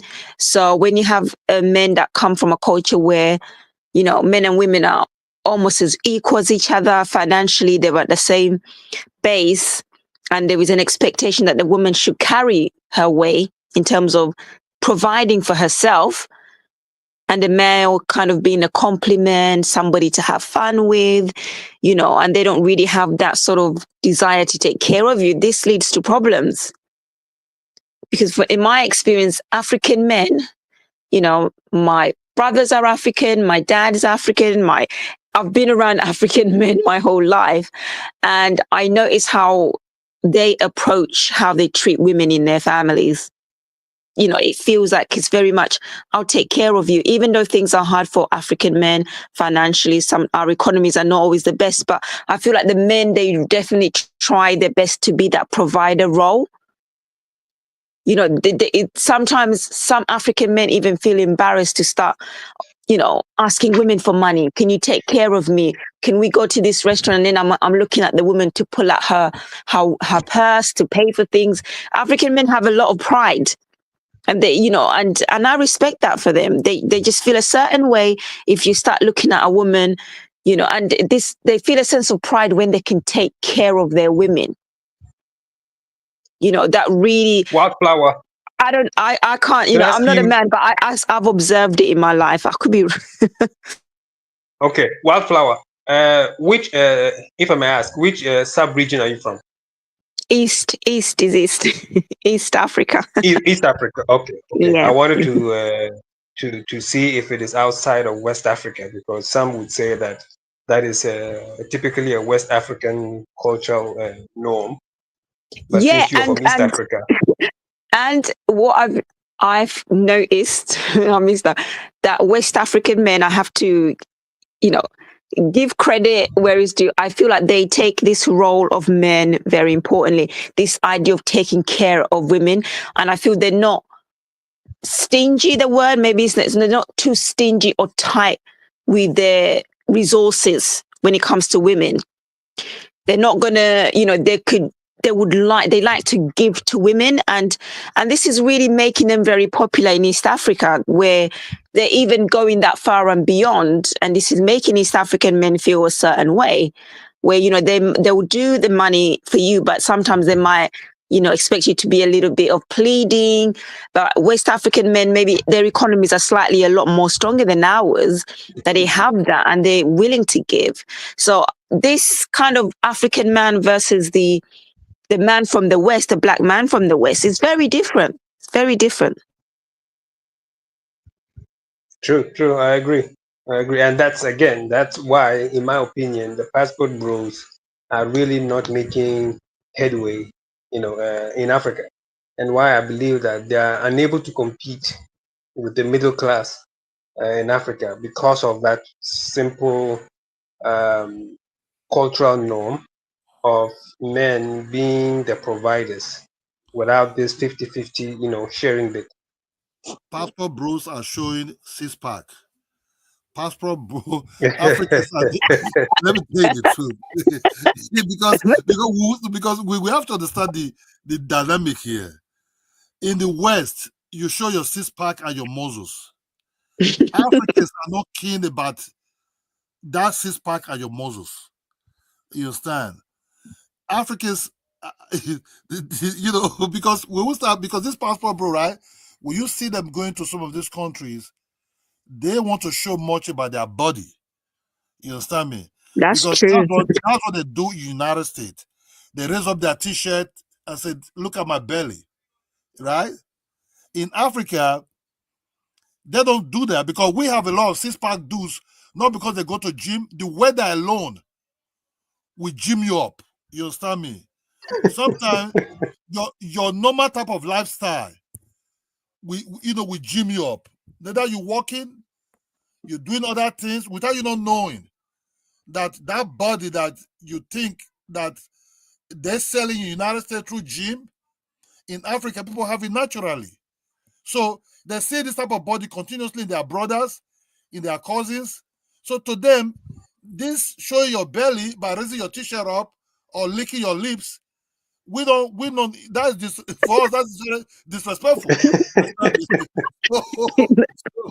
so that's what I said.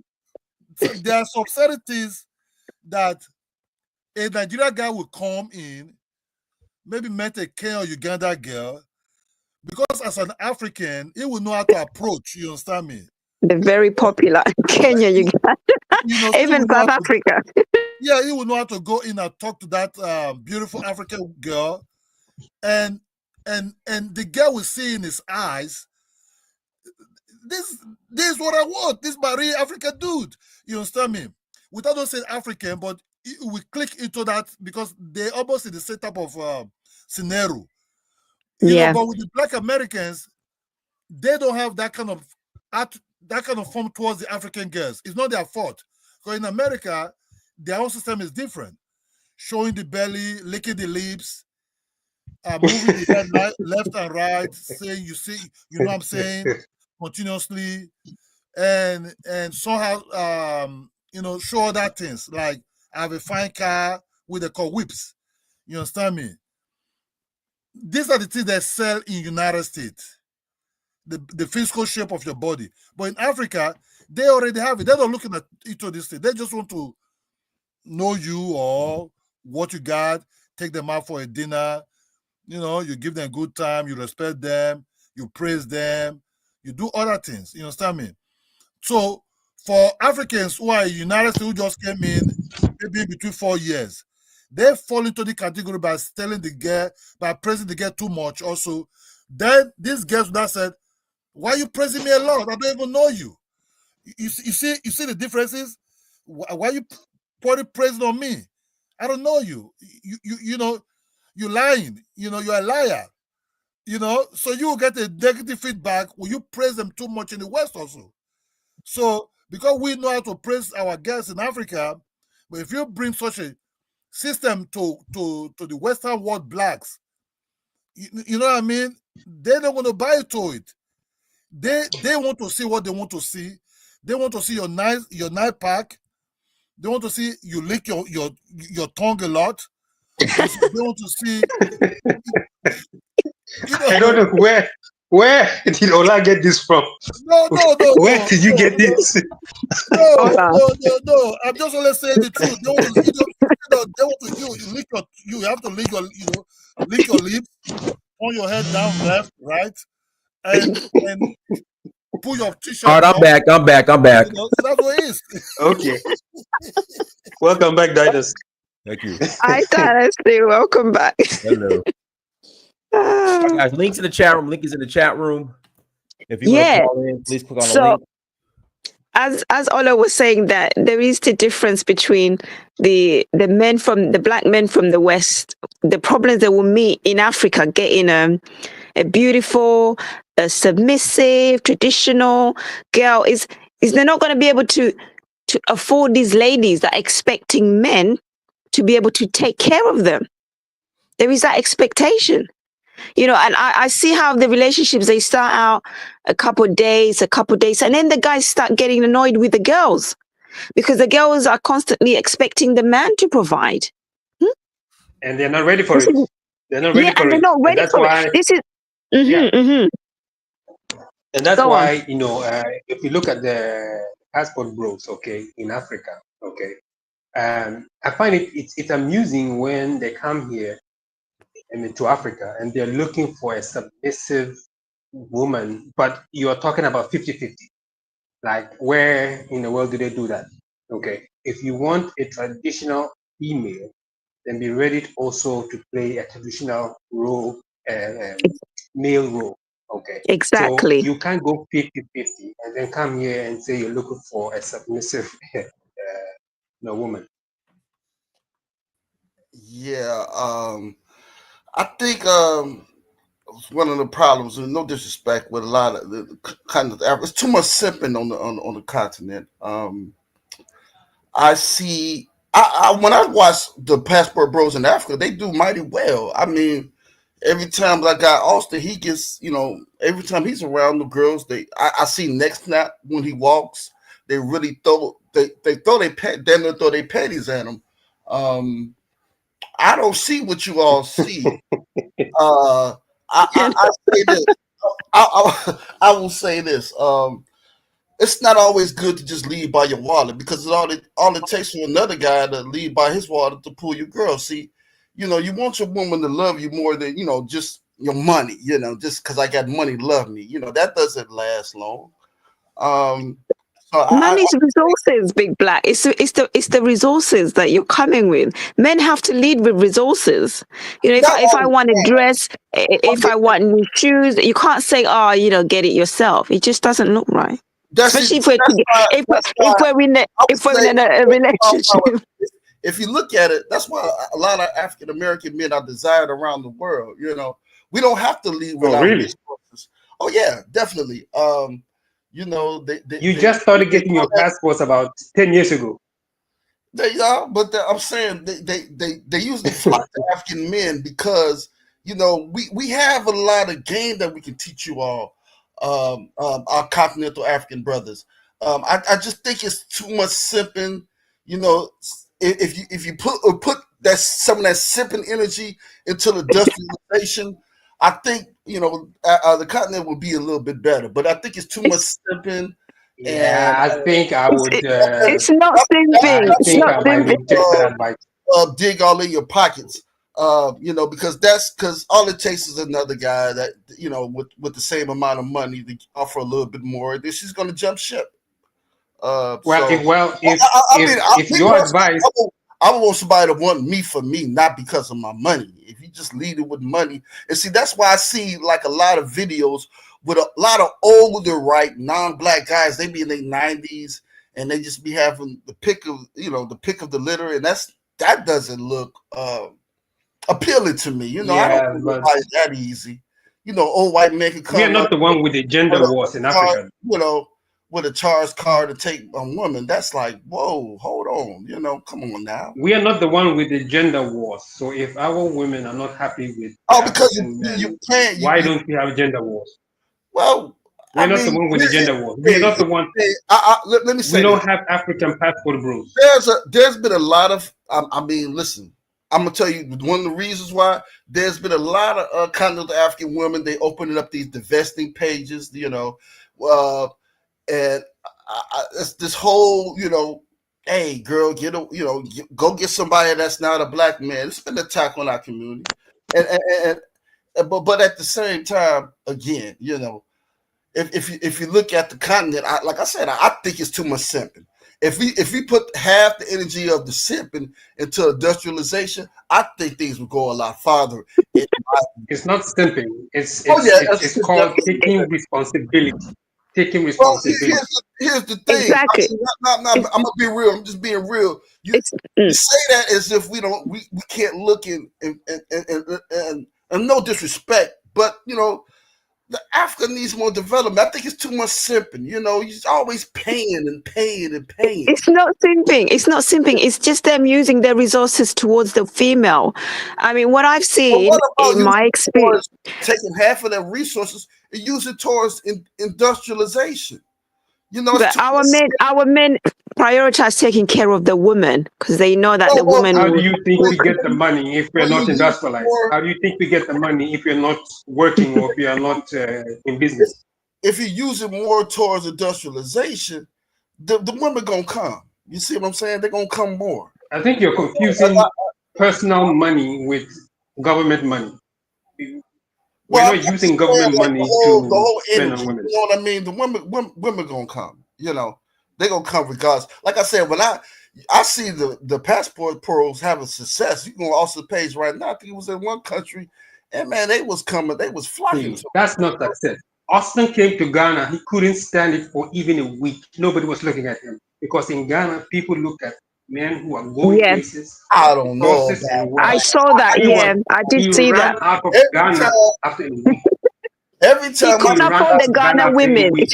He has a pick of the litter, man. Every time I said, man, that man has a pick of the litter. And with the Kenyan women, he started having a go at them because they were expecting him to be the man, and meet the resources needs that needed. And then Austin felt like, oh my God, he wasn't expecting that he needed to have resources. It's not cheap. It's not, African ladies are not going to let you not take the role of male, that masculine role that takes charge, that takes care of things. They're not interested in this 50-50, everybody, dig into your pockets. I know it's a Western thing, but in Africa it's slightly different. And the men are not simping. The African men are not simping. They just understand how the situation is in the local environment. Because you enjoying the luxuries, I know. But they've been simping, man. Like I said, I see Austin. He goes, and sometimes he rejects the girls that try to dig into his pockets because that's that African American spirit, in him. Austin has been in Africa for how long? Not to be played like a funky piano. Austin hasn't got a single steady girlfriend. Huh? Austin hasn't got a single steady girlfriend. Now, come on, man. Let's be real, man. The gig is up. We know you African brothers, man. Y'all kind of the African brothers are some players, man. The gig is up. Y'all. Okay, as long as you marry them, you're all right, huh? If you marry your side pieces, let's be real. The gig is up with that. Yeah, man. I mean, if you really look at it, pretty much African American men, when they go around the world, man, the women really dig them. I think you hear a lot of cry back. Only pushback you hear is from like the African men, they're like, man, you should pay more. We pay it. Why don't you pay? And we don't have to pay.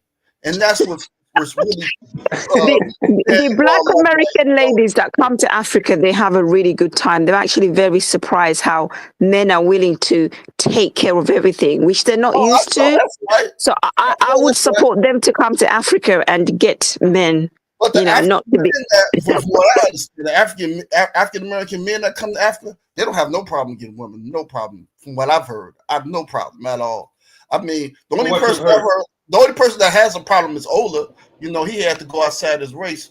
But other than that, man, I don't see any African American men. From what I hear, they don't have any problem getting, conversing. Yeah, let me read the super chat real quick. FBA Young Lion, thank you for $4.99. Holla, leveraging my American dollars on HIV infested village box is not my idea of a good time. No disrespect. FBA Young Lion, I gotta push back. Oh, Kofi, you gotta turn off your navigator. FBA Young Lion, I'm gonna push back. Atlanta and Houston, Texas, right now, are like the STD capitals for Black folks in the world. Like STDs in Houston and Atlanta is wild. But thank you for the super chat, bro. Go ahead, Kofi. Unmute yourself.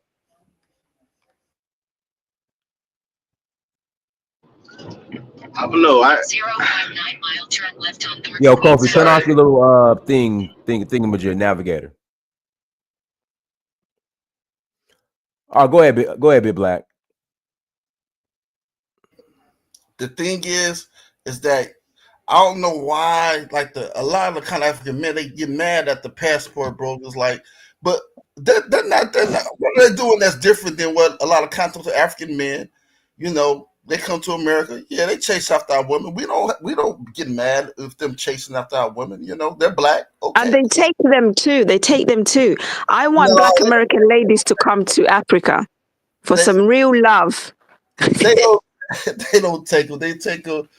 From what I've heard, there's a lot of Ike Turner type things going on, but those are rare situations. There's a lot of they find that the African man to be very different from the Western man, from the Western Black man, very different. They do. And now what I've heard, they are generous. They are generous. They pay how they weigh. But I've very generous. I heard they're also generous with the domestic abuse too. It's not true. That is not true. It's actually, that's not true. But that is a generalization. That's generalization. That's what I've heard. And I think the Western ladies, they sometimes when they meet the African man, they're still stuck in that Western mindset. The African man, they do prefer the ladies to be soft spoken. Listen to the leader of the house. The male is the leader. And sometimes the ladies in the West, they're used to being in that leadership role, taking, running things. And this is going to clash with the African man who's also used to be in the leadership role. This is where the struggle starts. So sometimes a backslap will do. Can we speak on prostitution in African countries when it comes to African women? Can we speak on very high prostitution rates and why it's like that? Can anyone with experience talk on prostitution in Africa? Ghana, I haven't been to any other country, but the prostitutes seem to all be Nigerian. And why can't African men handle that? Why are your women prostituting themselves in the first place? But this business is all over the world. You're making it sound like it's just an African only issue. This is to do again with economics, the vulnerability these ladies are in. This is not their first choice, is to do that. This is something that they are forced to do because of economical situation. If they're not getting male suitors that want to look after them, marry them and everything else, don't forget our African men have to pay dowry as well. So you don't just take people's daughters and marry them. Are you speaking from experience? Are you speaking from personal experience? It seems like you know. It seems experience of what? Like you know it very well. Of what? Experience of what? Have you been prostituting? You see, No, that's uncalled for. prostituting my whole life. That's Why would I need to do that? It seems like I have okay. 2 So if you're degrees. I don't need to do that. No, Persis Well, explained look, to if you. Persis explained to you. You want to throw insult, but asking the speak woman. on Black Americans. Hold on. If you're not a prostitute, But you see, this is the confusing part. I always said. He's explained to you as if you have experience, right? Prostitution is not just only in Africa. Let me just tell you this now. In Nigeria, the Russians are there. You hear me? The Russians, the Polish, they're all shaking it down in Nigeria now. So if you want to say prostitution, which is the oldest part of business in the world, is only in Nigeria, I would tell you, I'm seeing a lot of street in YouTube that girls is somewhere in South Carolina, they don't move around without not wearing nothing on the street. You understand me? Mm. How come about pimping? No, how come about pimping? Because you want to generalize everything. Who even the rappers are also showing it by PMP. So you see, so don't, if you live in a glass house, don't throw no stone, brother. There's no pimping in Africa, look, brother Ola.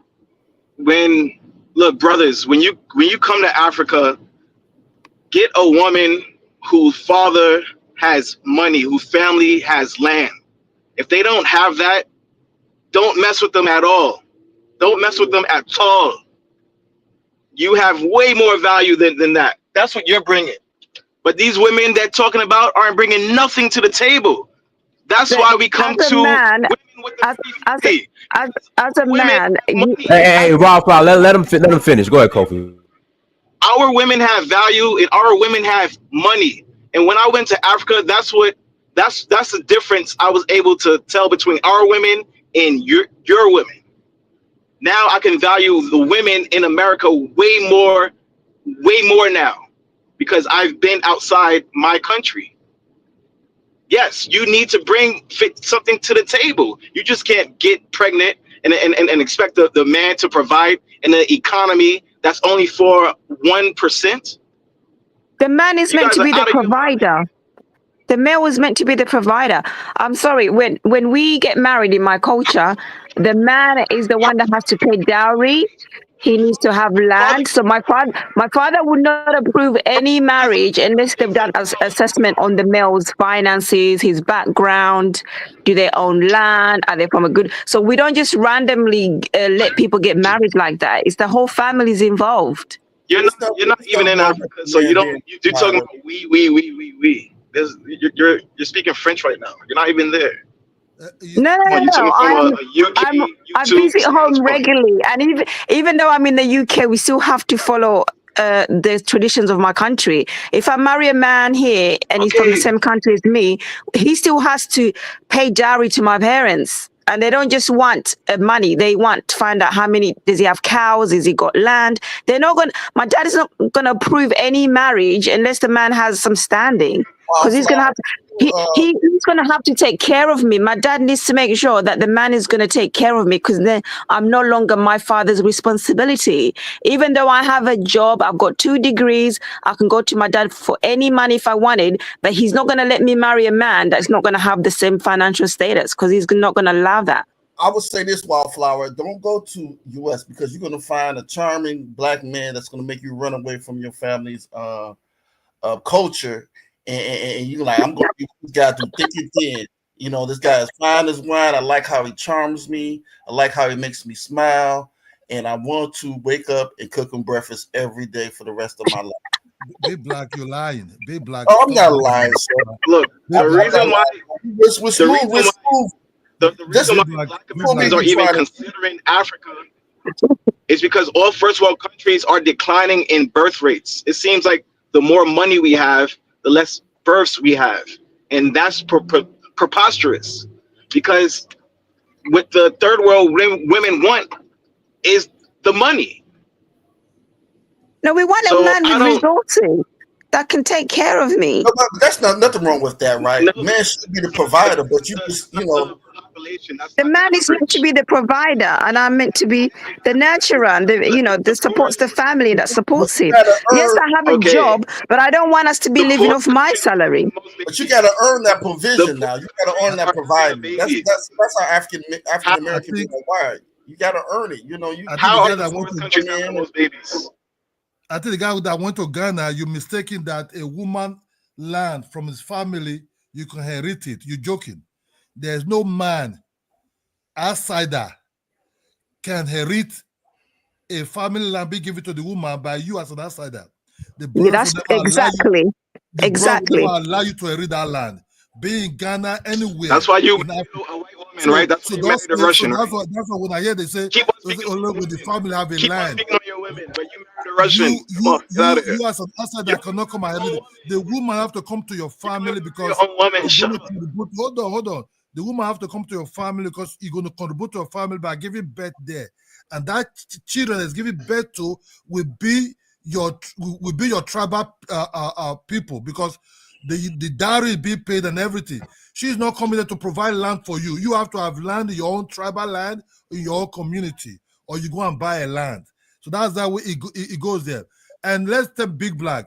You see, African women are not buying 6-pack or 9-pack or start licking lips. Listen, like man, we ain't talking about 6-pack. No, you said something.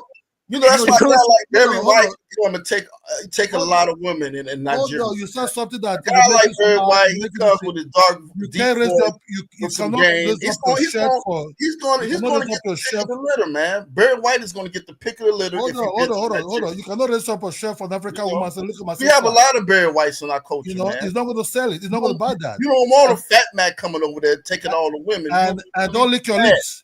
You understand me? This is 1986. It's gone already. Ella Kuje did it. Maurice Gray did it. You don't buy it to that licking lips and raising your shirt up. You know what I mean? Listen, if some African Americans come around, y'all gonna have to open them wallets, man. Y'all have to pay a little bit more because they're coming with a lot of game. They charmers and they got a lot of game. If they coming over there, let them get by. Let them through and learn. Because if you battle with them, you're gonna have to y'all have to spend more, man. And I know how the economy is. I mean, y'all gonna have to spend more competing with those African American men. Just let them live and get their lion's share, man. Let me pass the mic to usual business. Go ahead. I'm gonna say some few words, man, but I don't know. Can y'all hear me first off? Can anybody hear me? Going in and out. Just talk directly into the phone. Hear me now. That's better. Go ahead. Hello. All right. Yes. I'm gonna keep it a buck with you. A lot of people are just lying. I mean, I like to call this sexual politicking, right? You got the African women out here sexual politicking. You got the African dudes sexual politicking, right? Necessarily, or doing whatever they can necessarily to have all the benefits to themselves, right? You have folk from African dudes necessarily who came to America, right? They ain't putting out one coin in the Black American pot, but they taking out of the pot. They ain't putting out one coin in the American pot, but they taking them they coins out the pot, right? Take them back home to Africa and build their house and live life. Cool. They might say something. Same thing. Women in UK, they do the same thing. They ain't putting out one pot. I don't go to UK. I go for America. I go for where I'm at, right? The reality is, right? When most Black men necessarily in America go someplace, whenever we do something, we make it popular, right? So when Black men in America say, okay, I'm gonna pass for it, bro, literally says the name, bro. We went there and we said that, all right, cool, because we want to get better option, necessarily, right? We want traditional women, right? So if you want traditional women, you're not gonna find them here, right? Just like the other lady said, I don't like the power balance necessarily, right? But the reality is, even in the traditional reality, a traditional relationship, there's still gonna be a power balance, right? We have a lot of women who are addicted to chaos in the West, right? And they try to spread that stuff other places, right? But when a Black man in America leaves and goes to these other countries, right, they generally trying to do the same thing any other man do, trying to either find a woman who is wifey material, right? And if she's not wifey material, she's thrown back to the pile. It's a fact. It's just reality, right? Ain't nobody wifing no woman that they do not deem worthy of wifehood, right? But I see a lot of these guys, they come out here, they thump their chest on, on this little live video and whatnot, right? But then I asked them, they say, oh man, you need to go marry a woman in the West. You need to marry a woman in America. Or you talking about women over here, you talking about a woman there. I've been in the bars with these dudes, but I know how they talking about Nigerian women, how they talk about Ghanaian women, when ain't nobody but us around. These lies of quote unquote, these dudes are just disparaging their women. No. I call a spade a spade. right? If you a 304 necessarily doing 304 behavior, I'm gonna call you a 304. If you a non-cooking disrespectful woman, I'm gonna call you a non-disrespectful cooking woman, right? It's not me being disrespectful to you. I'm just calling you as I see it, right? If you a thief, you a thief. It ain't me being mean to you. I'm just calling you. I'm calling your actions out, right? So I see a lot of people, like I said, they out here doing a whole bunch of, like I said, we can call it sexual, political sexuality. What not political sexual? What is it? Politicking. There's sexual politicking. That's probably the word I'm gonna use, right? They sexual politicking to keep all the quote unquote things that they believe that should be theirs to themselves, right? Because at the end of the day, bro, if we show up, we gonna add to the competition level, and you really don't want to compete with me, bro. That's just the reality, right? You don't want to compete for me over here, bro. And the reality, I'm gonna say the last part. I'm gonna go ahead and be done, right? The same African dudes that's got so much stuff to say, bro. They got 5 different families all over Africa and in Europe and in the United States, but they talking about us. Man, fuck y'all, bro. I'm done, bro. I'm done. But they can look after them. They can look after them. The African man. The African man. You do you know how much 65K makes in Africa, man? All right, I'm done. Cause all right, man, it's time. It's my time. Let me make okay. this. Go. Oh man. Kofi. I heard Kofi saying that he appreciated American women when he went to Ghana, and I'm like, man, dude, what are you talking about, man? The primary example of having a traditional woman and you being the traditional man is going to Africa, because I'm sure she's the one taking care of your kids. She's going to clean, cook for you. You know, in any case, if you go to most West African societies, you see most women working in the local market. So what are you talking about, Kofi? They make money from the market, and they still would want to support the family. The idea of having a 50-50 role, it's not even conceivable to the African woman on the continent. So I really want Kofi to come back to the platform to really explain what he means about he appreciated the American woman when he went to the continent. I mean, Kofi, come back to the stream and explain that. To explain that, yeah, that was interesting. Yeah. Let's be clear though. It's simple. He lying. He's lying. He lying, bro. Like I go to East Africa on a regular basis. He lying, bro. Men in Africa. Let's be real. The men in Africa where the continental African women deemed handsome, they ain't paying like that. Let's be real. But in any case, the African woman is not going to ask. No, wait, let me finish. A lot of fluff on that. I watch a lot of channels, continental African channels. But I'm saying like the African woman is not gonna. She's not gonna. They charming, they charming, and they got their game just like African Americans. They charming. She's not gonna ask him of the roof, man. All she wants is he get married. He gotta provide, a comfortable house for us to live in. Ain't no African players. Ain't no African men. And she's gonna raise, and she's gonna. So the word Europe and don't apply to nothing, bro. Oh, okay, all right then. Everybody in Africa is just looking for a marriage, child. Just walking around looking for a marriage. No, I'm always just responding to Kofi, most of the times, the whole dating thing is not really as how it is in the West. That we tend to be intentional. We have to be intentional in our choices. And parents are not so keen on the whole dating thing. But we got folk out here lying. Man, Kofi, man. Hey, hold on, Kofi's back. Go ahead. So in Tigray, Guinea, when you had a man that said, "I pass the mic to Kofi." Go ahead, Kofi. You can respond to Zongo. Kofi, unmute yourself. Man, Kofi, man. Unmute yourself, Kofi. Kofi, man, if the African woman is not working for you, man, it looks like, man, it's not gonna work for you anyway, man. Yeah, man. Bro, if you can't make it work in Africa, you can't make it work anywhere, bro. I ain't gonna lie to you. Guys, hit the like button. Please hit that like button. She's gonna cook for you. She's not gonna complain about washing. Hey, what's up? Hey, Kiki, call in, Kiki. Let me put the link in the chat room. Let Kiki call in. Yeah, like I said, I gotta give credit to Kiki for the term passport granny. That's all Kiki loves Nigeria. Yeah, But she's not gonna complain for washing the dishes. She's not gonna complain for sweeping the rooms and the compound. She knows that's her If that responsibility. money ain't right, sound like if that She's money gonna ain't raise right, the kids. she's gonna complain. She gonna So complain. what are you talking about, man? Are you Sound serious, like if man? that money ain't The right, American, she gonna the walk up. American All girls. right, we got Kofi on. Go ahead, Kofi. Okay, go ahead, man. So, hello? Yeah, go ahead, Kofi.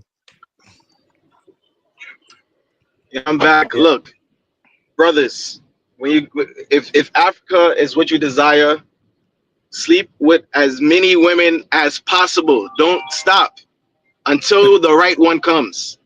But just Man, keep we on asked you a ramming. simple Just keep on question. running Let him finish, Zongo. like you never ran through them before. Because there's not gonna be one that you should stop at. Yeah, we get what you're saying, but Soak your royal oats. Enjoy yourselves. we want you Oh, to Kofi. Enjoy Who broke your heart? yourselves. You're on your Obama phone, Kofi. Who broke your heart, Kofi? No one broke my Kofi, heart. who broke your heart? No one broke my heart.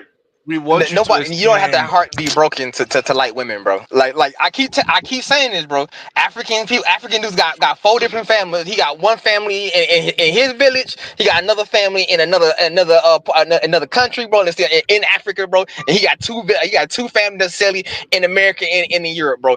Like it's All right, not let me pass it back to Kofi. Kofi, you there?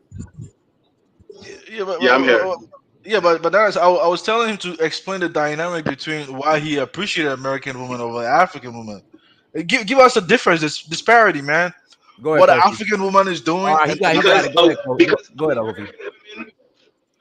American women have low self-esteem. American women, they think they're poor. American women, they think that unless they get a rich white person or a rich person, that they're never going to be able to procreate. All this is manufactured degeneracy that the U.S. media plagues on us. But once you leave your country and you go to these African countries, then you're gonna hold yourself to a way higher standard. And I wish that we kind of had the information needed to go to Africa with millions and billions, and we could bring our own women there and we could procreate with them. And unless you have something to bring to the table, no, you cannot get in our circles. No. And if that's what happened in Liberia, so be it. So if you settle with a woman and she's telling you to provide, that's a big issue for you. Is that a big issue for you? To provide a house for the family? It's a big issue because her only intentions was to trap you. Kofi. Like, we're trying to hear you, but your Obama phone is just messing up. Kofi, can you talk directly into the phone? Are you on? I'm talking on a Ghana phone. I'm on a Ghana phone. That's why I need to switch my iPhone. Can you hear me now? Yeah, go ahead. Go ahead, man. Look, you're being looked at as a person who could just take them out of the country. I think that's a very foul way to treat a human being. So that's one. No, it's not hard to take care of someone, but when the country that you do go to, they don't have the economy to hire your spouse or foreigner, then you're being put in a trap to kind of repeat the transatlantic slave trade in reverse. But this time it's voluntary. What are the women over there voluntary. actually provide for a family? If she's telling, okay, you get married to a woman and she's telling, oh, can you provide a home for us and the kids to live? Is that really a problem, man? I mean, I don't know, man. Dude, anybody on this platform, can anybody explain this to me? Is she complaining? If the woman over there, are they complaining that, oh, you gotta help me to cook, you gotta help me to sweep the place? Are they doing that over there? Because we wouldn't really understand the disparity, though.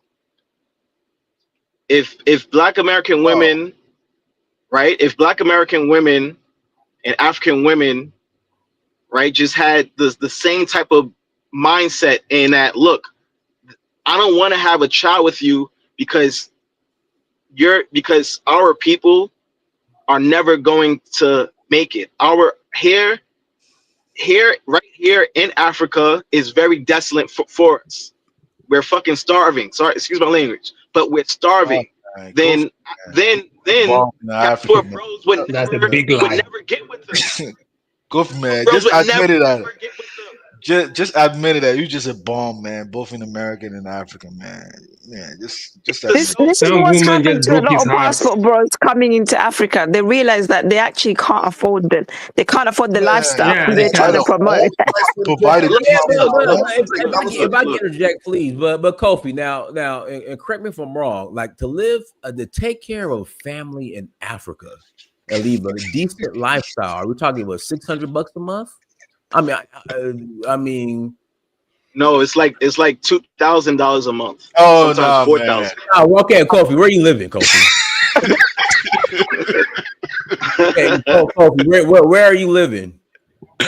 Yo, bro. First of all, hold on. First of all, look, and I'm not being cheap. I'm not being cheap. I'm literally saying because okay, here we go. Let me tell you. Let me give you some numbers. And you're breaking up, Kofi. Let me give you some numbers. So, like in Nigeria, you could get a nice flat apartment, whatever you want to call it, for like $2,700 for the year. For the year, food is cheap. I mean, when I say $2,700 for the year, that's something nice. And like Oshogbo, like it's not, it's nice, like late nice. Probably include a generator. Man, That's nice. probably. I mean, are you living? My friend's like 3-bedroom apartment in Oshogbo. He was paying like $1,200 for the year. No, and I mean it was decent, but I'm saying like for $2,000, you can live nice in like Oshogbo. Yeah, and then as far as the food and taking care of your child, I will FBI Lion. I'm gonna get to the super chats after this. I'm gonna pass it back to Kofi. I'm gonna pass to Kiki Loves Nigeria. The food. Even private school isn't that bad. Exactly. Private schooling. You pay $2,000 a month, Kofi. You getting finesse. Man, that's what I said. Somebody broke his heart. Where do you stay in Are you living beyond your means over there, man? Yeah, man, there's a lot of affordable. First of all, and I'm not trying to be cheap or anything. Like $2,000 a month, you getting finesse. Because I'm gonna know all my fucking information. Don't speak on me. Speak on your experience. No. But I never disclosed anything about you on this platform. I didn't do that. Okay, you know better. I'm not doing that, man. I'm not doing that. I'm just addressing on the platform. Kofi, get with Kiki Loves Africa. She's exposing the scams. It seems you got scammed. You got scammed. It's not a scam, but we need to tell the truth. We need to tell the truth to our people coming over. Brother, you are paying too much. Kofi, you have one child, right? Look, I don't want to talk about my child unless I disclose that. Because it's not about that. Yeah, but if y'all want to know about my family, go on my YouTube channel and watch my videos and like and subscribe. Yeah, okay, go subscribe to Kofi's channel. Kofi, are the women over there asking you to provide some $4,000 homes, or you just chose it willingly? I mean, come on, man. Are they telling you to the only reason why women are even considering you because they think you could bring them to the United States. They're not looking to stay in Africa and survive with you. It's just not the reality. That's not necessarily true. That's not true. Not everybody's trying to leave Africa. That's really true. Yeah, but guys, Kofi, you got a minute. I'm gonna pass it to Kiki. Look, I'm not saying that's all the way true, but these are the things you're gonna come across on both sides, whether it's men or women. The true African people over there. First of all, they don't even discuss finances a lot. They're gonna gatekeep. But if they're looking out for you, they're gonna give you a roadmap to truly succeed and to have your African family. But that's just not what it is. Man, that's it. That's all right, let me pass it to Kiki. Go ahead, Kiki. Come with yourself. Kiki. Unmute yourself, Kiki. All right, let me read these super chats. FBA Young Line, thank you for the $4.99 holla. Leveraging my American. Okay, I already read that one. FBA Young Line, thank you for $4.99 holla. ATL and Houston have the largest influx of Africans. Seems to be a common denominator. All right, bro. FBA Young Line, thank you for the $1.99 holla. Jess Wass, HIV started in Africa. FBA Young Line, thank you for the $1.99 holla. Why does Nigeria have the highest paternity fraud? Now, that is a problem in Nigeria. Paternity fraud is definitely a problem in Nigeria. FBA Young Line, $1.99 holla. Ola's tribe is known for street work. Ask him. I mean, but FBA Young Line, are sisters in America not selling the pee on the corner? Like, I mean, what are you talking about? Are sisters in America not selling, not on that blade here in America? All right, FBA Young Line, thank you for $4.99 holla. Wildflower sounds like a passport granny infecting us young people with worms. FBA Online, thank you for $1.99 holla. Tell Witherford Flower I can be her caretaker. FBA Young Line, thank you for the $4.99 holla. African parents are selling their daughters to old men. The concept of love and romance doesn't exist in the third world. Well, I would say this, that there is some truth to that, but at the same time, they're doing it here in America, FBA Young Line. If you look at the R. Kelly case, them parents were selling their daughters to R. Kelly. So it happens on both sides. Ronald Barnes, thank you for $10 holla. About time I contributed. Thanks for all the content I've gotten, Diners. Thank you. You're welcome. Kiki, you there? Yes, I'm here. All right, go ahead, Kiki. Oh, hey, everybody. I'm just listening to what you guys are talking about, and I mean, I came on late, so I'm really not. What you want me to say? What you talking about? So how do you feel about, the passport bros get a lot of pushback?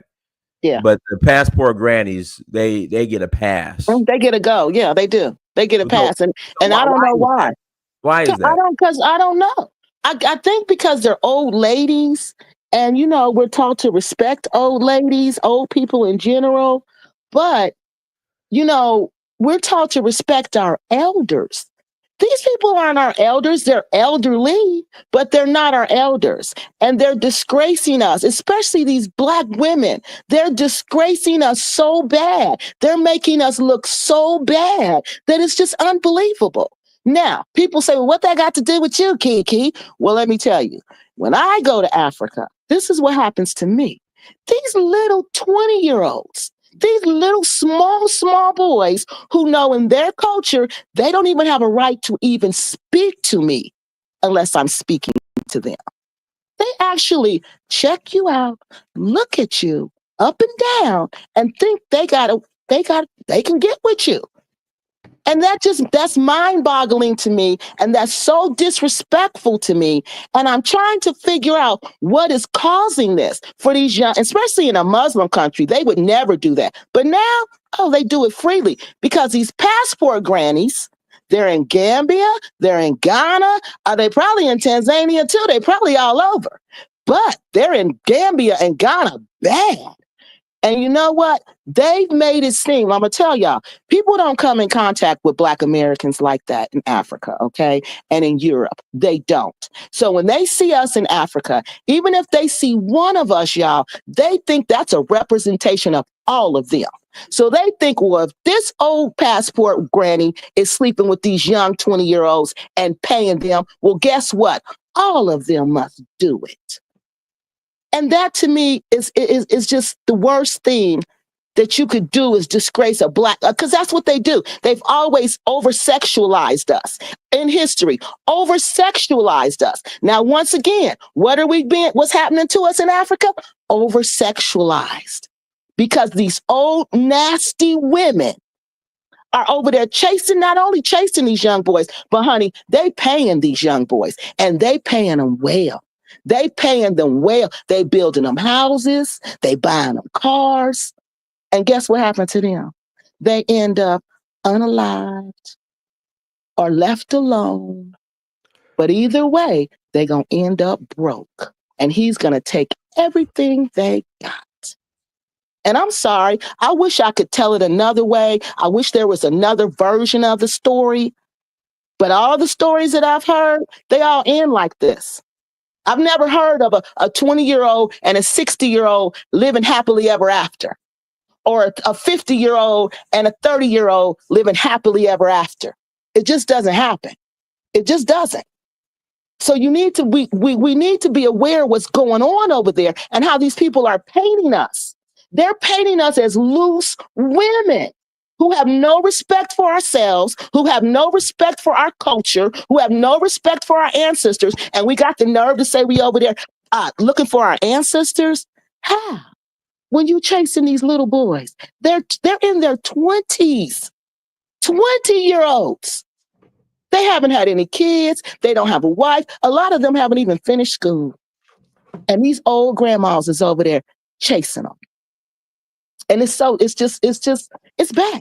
It's a bad thing. It's a bad thing on Black people. We laugh about it. We joke about it. But it's not funny if you a Black woman and you go to Africa and everybody looking at you like you a passport granny. These 20-year-olds who shouldn't even be making eye contact with you, look you up and down, sexualizing you.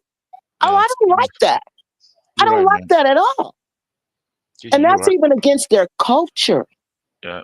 And and a lot of people are not going to respect you, man. Why don't you stop doing that? No, they're not. It's over the window. No, I see why that lady, what's her name? The girl from California. She said when she had an issue in Ghana, those officials were trying to like put their hands over her because I mean, I guess that's how they saw a lot of American women over there sexualizing themselves. So of course, everybody want to take advantage of them. Exactly. Because it's easy. It's easy. So of course they're going to do it. And the bad thing about it is that these little young boys, they don't have much. They don't have hardly anything. So they see you come over there and they know it's against their culture. They know it's against the norm. Definitely. But you're going to take care of my mom. You're going to take care of my whole family. You're going to build my house, their house. You're going to give me money, give them money. You're going to take care of everybody. So just like y'all say, Diners was saying, somebody was saying that they sell, the African people will sell their girls. Oh, they sell their boys too. They sell their boys too. So it's true. No. Those boys, man, they see you as in their head, they kind of they're scamming you, like a sugar mom, like a sugar mom, like a sugar mommy kind of thing. Yeah, you're right. They don't care anything about you, and that's the thing about it. You're not even paying for love. You just paying for some sex. That's it. And he ain't having sex with you on the regular because he's not even attracted to you.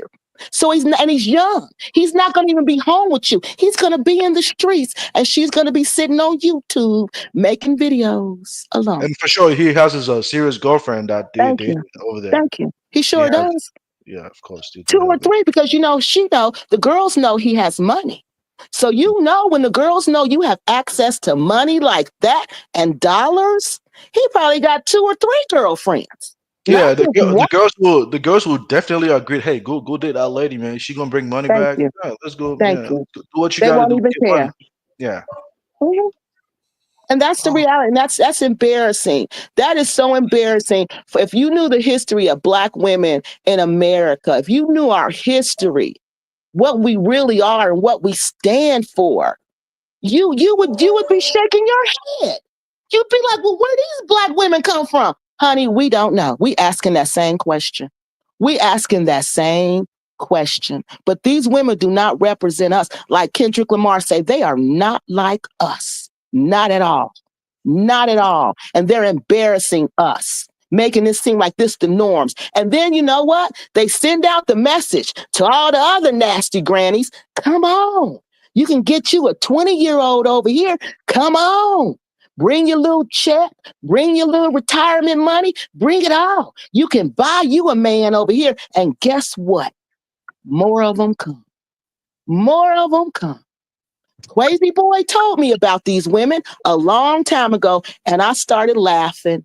I said, Crazy, you're lying. There's not no old women over there chasing young boys. He said, Kiki, yes, they are. He said, you remember the Freaknik people? I said, yeah. Back in the day, he said, well, guess what? They never grew up, and they're now in the Gambia. And I'm like, wow. Kiki Love. How do you come about that name? Kiki Love Nigeria. Oh, because when I did my DNA test, I did an ancestry DNA test, and the most dominant DNA in my body was, according to this test, was present day Nigeria. So I said, okay, for me to love myself, I have to love where my ancestors come from. Because I couldn't stand Nigeria. Oh, everybody who know me, they are laughing now because they like, girl, you used to talk about them Nigerians like a dog. I cannot believe you all over Nigeria like this. Well, that's because after I did the test, I was like, oh my God. So I had to learn to embrace myself, love where my ancestors come from.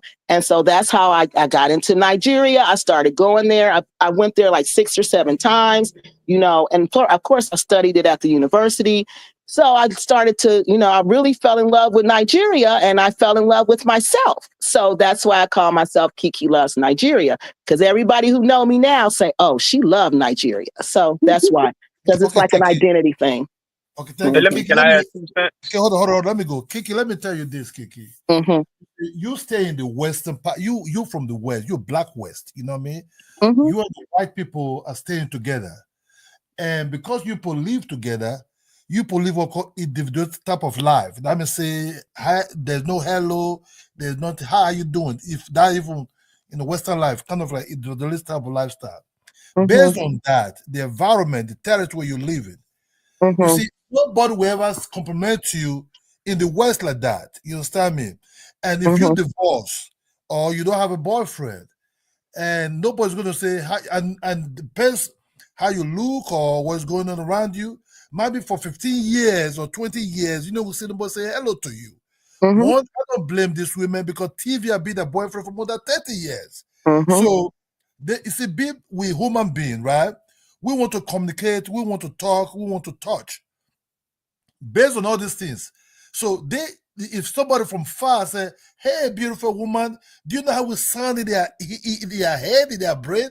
They'll look, God damn, I've been saying hello by somebody. You understand me? So you can stop these women when these things already ringing in their head. Somebody say, you're beautiful, how's your day to day? Do you sleep well? Do you eat? Do you have all these things? These women will go crazy. You understand me? And they want to see some of these African boys that are sending this message and everything. You see, when it comes to that level, as long as the boy is not a child, it's not like under 18 or something like that, it's 20, okay, they just have in their mind, I'm not going to be in trouble, but man, I want to go for this. So the eyes, the brain, all being freaked up. You understand me? So the truth of the matter, what we're saying now, you can stop some of these Black American women. Let me put, because you focus more on them, right? You can, you can stop it because they be lonely for pretty long. They go to the supermarket. There's nobody to say hello to them.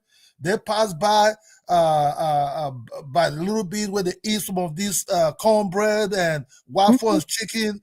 They be lovely in the peanut butter shop. You know what I mean? They're nobody to say hello to them. So what do you expect? You understand me? They be yawning for somebody to say, I love you. For somebody to say, you're beautiful. For somebody to say, are you the one there? You understand me? Is that really you? Is that you? So things are, human being brains are actually different. But in Africa, we have what called arranged type of things. You understand me? Might be if you're divorced, you don't have a boyfriend, a friend can tell a friend, okay, look, that woman is good. She'll be alone for a very long time. She can be second wife, third wife, fourth wife. You know what I mean? So she must always belong to a pact, and that pact would survive her. It's not the fault sometimes of these Western women. You understand me? So you can look. Then know. Ola, you got 30 seconds. Ola, I got okay, past so then know it's not going to last with this young boy, but they want to enjoy it as long as it lasts. It can be 5 years, 2 years. As long as it lasts, they just want to get that feeling back. Thank you very much. Let me pass it to Theo. Go ahead, Theo. Hey, good evening. Hey, so I just wanted to add. Hello. I just wanted to add this. It seems like society kind of picks and chooses when young men have agency, right? Depending on the circumstance. But to me, it's simple. if an 18-year-old, 19-year-old, 20-year-old, 21-year-old can choose this or decide to put his life on the line by joining a military, right? If he can be trusted to make that decision and own that decision, right? He can own the decision to go into a relationship with a woman, whether she's 50, 60, 70, or whatever, right? You can't you can't make the guy a victim unless, of course, you're willing to say, okay, any young man who grows up under less than favorable economic conditions, who joins the military so that they can get a paycheck and better their lives, is being manipulated and should not be allowed to happen. But in a world where we allow recruiters, recruiters to go out and actively recruit young men right out of high school, right, to carry guns, travel overseas, and go to war, right, with the promise of a paycheck, money for school, and all these benefits, right? You kind of entice to do it. In a world where that's acceptable, why wouldn't it be acceptable for young men, no matter where on this globe, to own the decision to be with the woman, whether it's for money or whatever? It's his decision to make, right? As long as it's legal. Now, if it's illegal, it's illegal. But if it's a case of a woman being a sugar mama, right, and there's some type of economic gain in the situation for the, for the young man, but it's not outright prostitution, then to me, I don't see, where there's even room to criticize in a world where we're okay with young men being actively recruited and enticed to join the military, and we allow them to own that decision from as early as 18 years old. That's my 2 cents. Let me read the super chat real quick. Okay. I'm passing you. Give me a second. FBA online, thank you for $4.99. Holla at Honeyflower. Calling out archaic culture is not hate. Black people need a cultural renaissance. FGM, child sacrifice, child brides is not acceptable. I mean, FBA online, like I said, R. Kelly, the girls that were with R. Kelly, their families were doing it. Yeah, they did. So whatever FBA online. Go ahead, Kiki. I'm gonna pass the motel. Yeah, I agree with you on that. That was the whole thing with R. Kelly, and people used to get so upset with me about that. And I'm like, well, how can I be mad at R. Kelly when them people was selling their daughters to him? That whole thing was. Okay, I'm not going to get on him, but I agree with you on that. But talking about, okay, Theo, let me address your comment. I don't think I can. In my mind, I can't compare going to fight for your country the same as dating someone old enough to be your grandmother. Well, you think young men, and I'm gonna just add this, you think young men really, when a young man is growing up under less than favorable economic situations, you think that's what's on his mind when he gets recruited? You don't think he's thinking about, oh, I can come up from this? This is going to benefit me financially? You think he's thinking the primary thing in his mind is, oh, I'm going to fight for my country, when oftentimes the young man don't even know what the fight is about anywhere, but he knows he's going to get a paycheck. He knows there's all types of benefits that come with joining the military. And that's the number one motivator.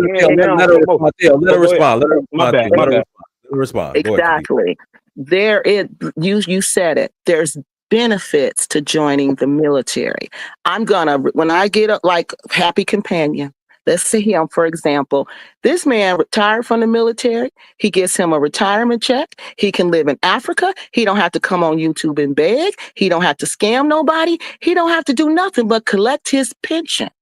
Okay? Unless they're downsized, and then he can get kicked out of the military. Well, he retired. Okay, so at the convenience of the military, you don't have to retire. I'm just saying. Let her finish. Go ahead. Okay, and so what is let's continue with Happy Companion. Say he hooked up with a passport granny when he was in his 20s. He didn't go to the military and do 20 years and get out and get his pen. He stayed with her for 20 years. Mm-hmm. He didn't develop socially. He didn't develop economically because he's dependent on her for everything. She's supporting him. He doesn't go. Could he have? Is that his decision not to develop in other ways because he's with her, or is she forcing him to solely? I think when you take care of somebody, when you're taking care of them, that's a certain type of man that's going to allow you to take care of them. A man is not going to allow you. I don't care how much money you throw at him. Though, right? He's not going to. That's not a man. That's a boy. That's an immature boy. I don't care if he's in a 20-year-old body. That's a boy because no man has to learn by owning his decisions. No you man own the decisions from the age of 18. You own your decisions. Yeah, you're going to bump your head in life, but you still got to own it. Again, I get you. You still got some maturing and wisdom to do, but same thing if you join the military or you become a security guard. All right, Theo, let her finish. Okay. And you're not going to get that. See, if Happy Companion went the path with the passport granny, he wouldn't be where he is right now. That man is young. And he's retired and he can live and he's traveled. I don't know how many countries. Now we don't scam nobody. No GoFundMe's, no nothing. But if you get with a passport granny and you Happy Companion's age and you've done nothing but live off this woman because you've had to do nothing. You didn't have to do anything. You traveled all around. She paid for it. She paid for everything. You see these veterans on the streets, detrimental. That's but a lot of them are ill. They're mentally ill. And why do you think? Why do you think they're ill? Why do you think something is wrong with some of them? It's a number of reasons. It is a number of reasons. Because they made a decision at 18 sometimes that led to some circumstances that may have contributed to PTSD and other things that could have happened. I don't think you understand. So if you're an 18-year-old kid, you get with a passport granny. There's no guarantee, ain't no retirement plan. No, you ain't even guaranteed to survive in the military. You can have a 20-year-old who gets with a passport granny and a 20-year-old who goes to the military, and in 10 years, that one 20-year-old is 30 years old, still living with passport or enjoying life with passport granny, and the other once 20-year-old has lost his life because he went off to war or has ends up with PTSD. Got kicked out of the military. You want to make this preposterous argument? Is that what you want to do, Theo, man? Come on, man. No, what I'm saying is you have to own your. My whole point is you own your decisions from a certain point in life. But listen, when you're 20 years old, you could end up serving life in prison if you do the wrong thing. Exactly. Even if you were hanging out with a guy who was 60 years old, you're 20 years old, and y'all decide y'all want to go rob a bank together, you don't get to go to court and say, hey, I'm young, he's old, so I shouldn't have any responsibility in this. No, when a 20-year-old gets with an older woman, he's to a degree, they're doing that together, right? If it's not by force. So he has to own that decision. Just like anything else in life. I got let me pass it to Motown Ron. Go ahead, Motown Ron. Unmute yourself. Good evening, chat. How y'all doing today? Hello. Good. All right, y'all finally got a passport bro on here, or rather former passport bro. Dinus, when you were gone, there was a lot of pushback on Black Americans coming over there, and I just don't get it because pushback on they were dogging the Black Americans. Again, can you give me context? Yeah. We're broke. We're not coming there in serious intentions. See, there's a difference between a sex tourist and a hey, Motown. If I could interject, and I think what they were saying is a little bit too harsh, but so I take the diaspora to Sierra Leone to get their passports, and it kind of came up. The reason why they're making the process harder is because we coming over there and we ain't serious. So now they got to weed who's serious and who's not out. What the words they use might be wrong. It might be a little harsh, but there's some truth to it, Motown Ron. Well, I'd still have to disagree with that. I dated a Kenyan for 4 years. Passport bro. We got married last year. So all of us aren't coming there. Congratulations. Thank you. All of us aren't coming over there with bad intent. Well, it's not all Motown Run. Again, it's not all. No one's saying all, but what I'm saying, they were generalizing us. Most of us. If just give me a second. What I'm saying is, there are some who are like Kiki was saying with the passport grannies. There are some who are coming over and just making it harder for the collective. It's true. Yeah, prime example is Huston Alleman, man. That's what we're talking about. I agree with you on that. True. It's just a reality. I agree with you on that, but there are a lot of us coming there with. There are a lot of us. Big Black, it's not your turn, Big Black. It's Motown Run, and I'll pass it to you. Go ahead, Motown Run. Sin Police is another example. There are a lot of us who come over there want to meet African women. I mean, I'm not the type. I wasn't the type of passport bro who always dogged women in West. There are good women in America here too. It's so much. We generalize too much about everybody's like this, everybody's like that. I've been to Africa. I've seen promiscuous women in Africa, promiscuous women in America. Men also on both sides too. They're talking about domestic violence. I've seen it on both sides too. We got so much in common, but we just refuse to meet in the middle. There are plenty of people with good intentions to come over there. And far as family life, hey, I'm retired military too. I understood when I married my wife that I married her family too. There's a lot of stuff I say no on, but I understand that's my family too. So we're not out broken, dusty.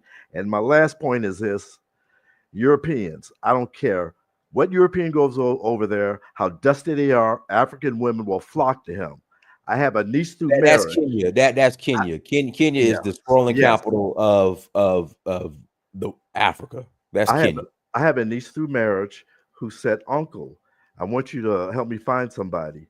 I'm like, if I run across a good man, I'll let you know. She said, "Make sure he's white. It's my dream to marry a white man." I'll go and listen for a few. Yeah, that's Kenya. But like I said, so like with Sierra Leone, they're making the process harder because people were coming and not coming back, and not contributing any value to the country. So they're making the citizenship process harder. It should have been hard from the beginning.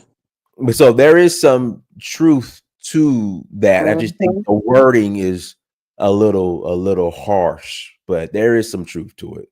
Not saying all, but there's definitely a microscope, because we're Black Americans to start off with. So there's always going to be a microscope on us. So yeah. Big Black, go ahead, Big Black. Pause.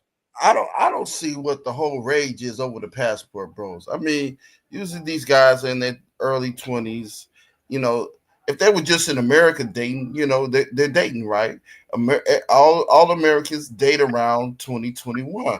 I mean, that 2021 people date like that around the world. They just date. If they find someone they really have an interest in, right, that meets the qualifications, they marry. They're just going around the world and they visit countries and they date. I mean, I don't see the problem with it. I really don't, especially when it comes to like the African American men, because they seem to get judged more than all the other people, all the other men that do the same thing, and actually worse, right? These guys are in their early 20s, looking, dating. If they run across somebody that they want to build something with, they run across. But nobody really in their 20s, they're like, I'm just going to find that, a husband, or I want to find a wife. Usually that happens through trial and error, and you grow to love someone.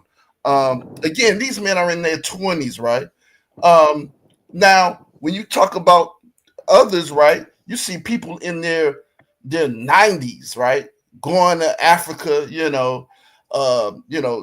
paying like they weigh and everything. And they're getting with 20-year-olds and things like that. There's no pushback for that, right? There's no pushback for that. I think that's blatant. Of course, there's pushback. It's just like being a young man and getting a car. I don't see as much for the passport bros. It's like the passport because the like 90-year-old is not walking around with a camera. It's like when you get a vehicle, right? You no longer are restricted to dating the women in your city. Now you have a vehicle. The passport is just an extension. We're living in a world that's becoming more and more integrated. The world is becoming smaller. People are traveling further. It's just the reality, right? I mean, a guy who's a passport bro today because of planes and stuff is no different from the guy who had the first few guys who had an automobile when everybody else did. He probably was like, hey, I'm exploring my options elsewhere. I mean, people do it in business. People do it in everything. I mean, it's to me, it's that simple. Now, if they were in their like 90s, their 80s and 90s, these old men just walking on, black men walking around, going, trying to taste a little bit of everything, I would see the concern. Like, man, go sit your old butt down. But, well, I think. Can I say something? Yeah, well, let me read these super chats. Let me read these super chats first. FBA Young Lion, thank you for 999 holla. Passport bros and grannies are outcasts and outliers in our society. The exception does not make the rule. Meanwhile, every African culture condones in child marriage as young as 7. That's not true. FBA Young Lion 499 holla. Passport bros and grannies that leverage their dollars for sex should be labeled as grapists. Okay. Oh God. Well, if I can comment what Afro Man said, he said it right. When I go to Nairobi or the city where we live in, if I see a black American with a camera, then I know he's not a sincere passport bro, because the rest of us just enjoying the country or the person we're with. So I agree with him on that. I personally disagree, but because you have Africans right now doing walkthrough videos and getting money from it. The reality is, right, when we do it, right, is all of a sudden it's bad, because I'm gonna be honest, most of America's of culture, right, is anti-black, but it's anti-black American man specifically, right? The hatred is towards you, right? And the Africans come over there and they learn to dogpile necessarily on black American men, right? When it's convenient, right? So that's what I'm saying, right? But the reality is, we are some of the greatest men on this planet. I stand on that. I actually do stand on that, bro. 70% of the inventions in this country is made by me, made by us technically, right? And the reality is, the reason you have universal food growing what's the food growing skills. What's the proper terminology? Agricultural skills necessarily is because George Washington Carver designed it. A lot of you people can eat more, you can have 20 something plus million people in the country because we designed it so you can do it, right? So the reality is, this how I look at it personally. Who can do it well? Hold on now, bro. I'm finally getting the due respect that we should have been getting personally, right? And the reality is just like this. Like when the Africans come over here, bro, they strong women too.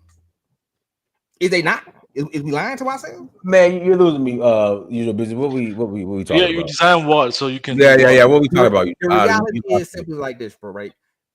When we go and get our passports and go to another country, it's the villains of the world. Right? African dude come over here, got 4 families necessarily in his village and over there necessarily, right? Don't nobody say a peep. Y'all noticed that, right? Okay, I don't know these African men that come here. I don't know their personal business like that, man. So I don't know. You should talk to them. You should talk to them more often. They got a family here and a family over there. Okay, well that's between him and his family, bro. All right, go ahead, Wildflower. Yeah. So I was just reflecting on how important it is for a woman within African culture. So I'm going to have to generalize. Hopefully no one gets offended, that a woman's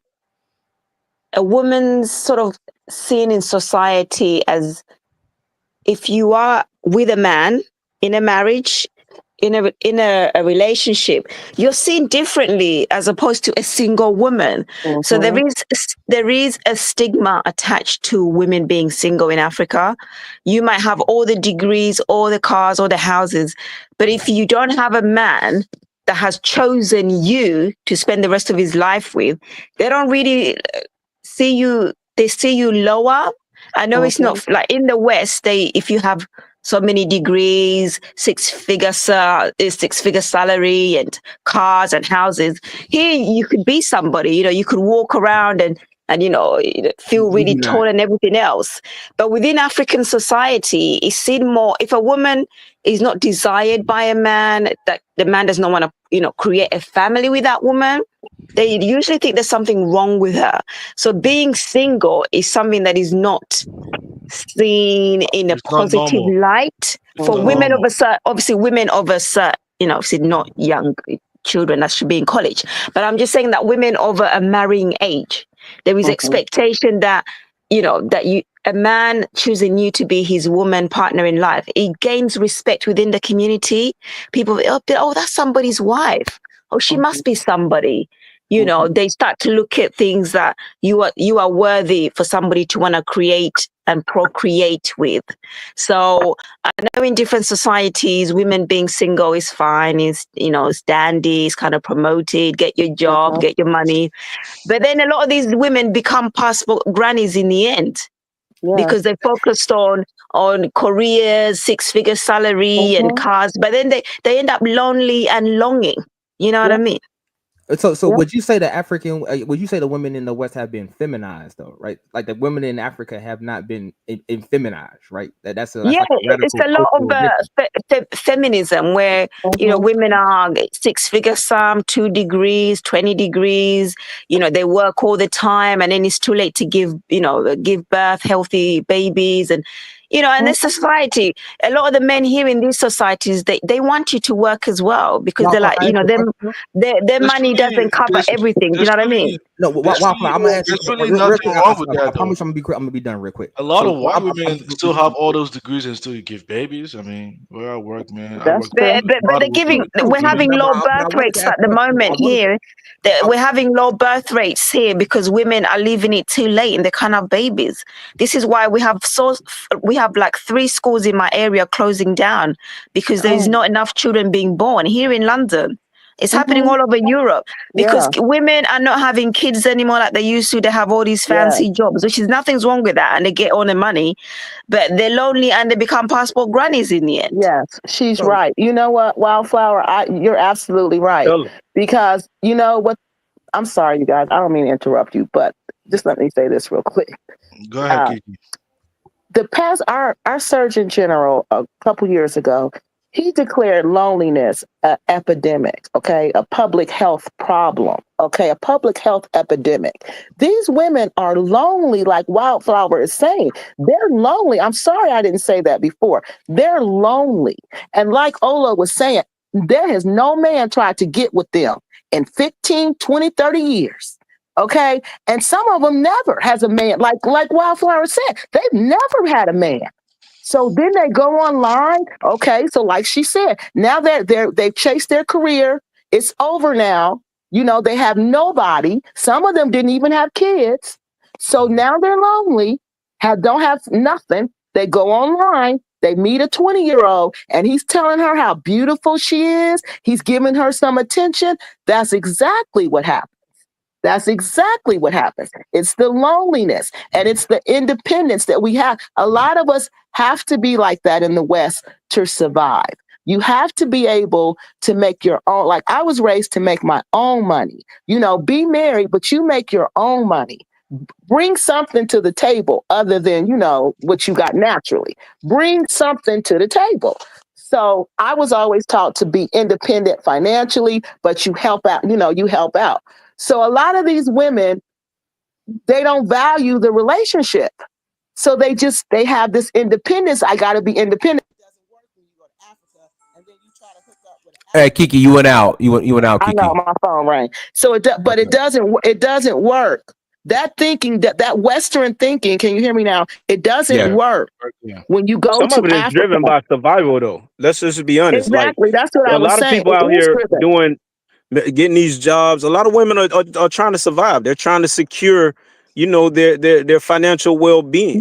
And they're not relying, because you can't always guarantee that your financial well-being will be secured via a traditional relationship. That's not true, though. That's not true.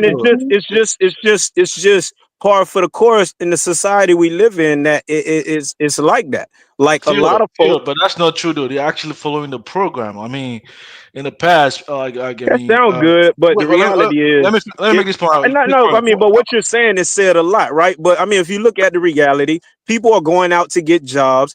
It's a sense of security that people want. Don't get me wrong. Some people, it comes down to maybe greed for some, but oftentimes folks want a sense of security and they want that independence because that independence, it goes along with that sense of security, that knowing I can do it myself, because you can't always rely on others. Yeah, right? You're That's right. a vulnerable position to be in. That security leads to loneliness. But I'm saying this. Yeah, I mean, yeah, but Can I make this point real quick? I just want to make one point. I'm saying like they're actually following the program. Like I mean, we know like intellectuals of this Western society did design a program like of a population might really hinder like Western civilization. So they have to be a way that they have to curb like population increase, right? And one way to do that is to educate women, you know. And it's part of so they're actually following like what was designed. Actually, it's not like they're doing Man, just the world has changed. That's all, bro. And let's just be real. The world has changed. The economics has changed. So much has changed about the world. So the way we interact, the way things used to look aren't going to look the same either, even from a family perspective or relationship perspective. People work different, people move different, people live different from the way they used to. The necessities to survive have changed. What a woman may have needed to. Go ahead. Man, it's just the West, man. In Africa, man, people just at a certain age you gotta get married, even if you're in school. That's true. It's happening in Asia too. Asia's experience. Should we have arranged marriages? Do you think we should go back to arranged marriages? Man, even in the African society, like a family, when they notice when they notice their daughter is showing interest in boys, immediately have to give her out for marriage. That's how they do it. Like they're not even going to waste much time.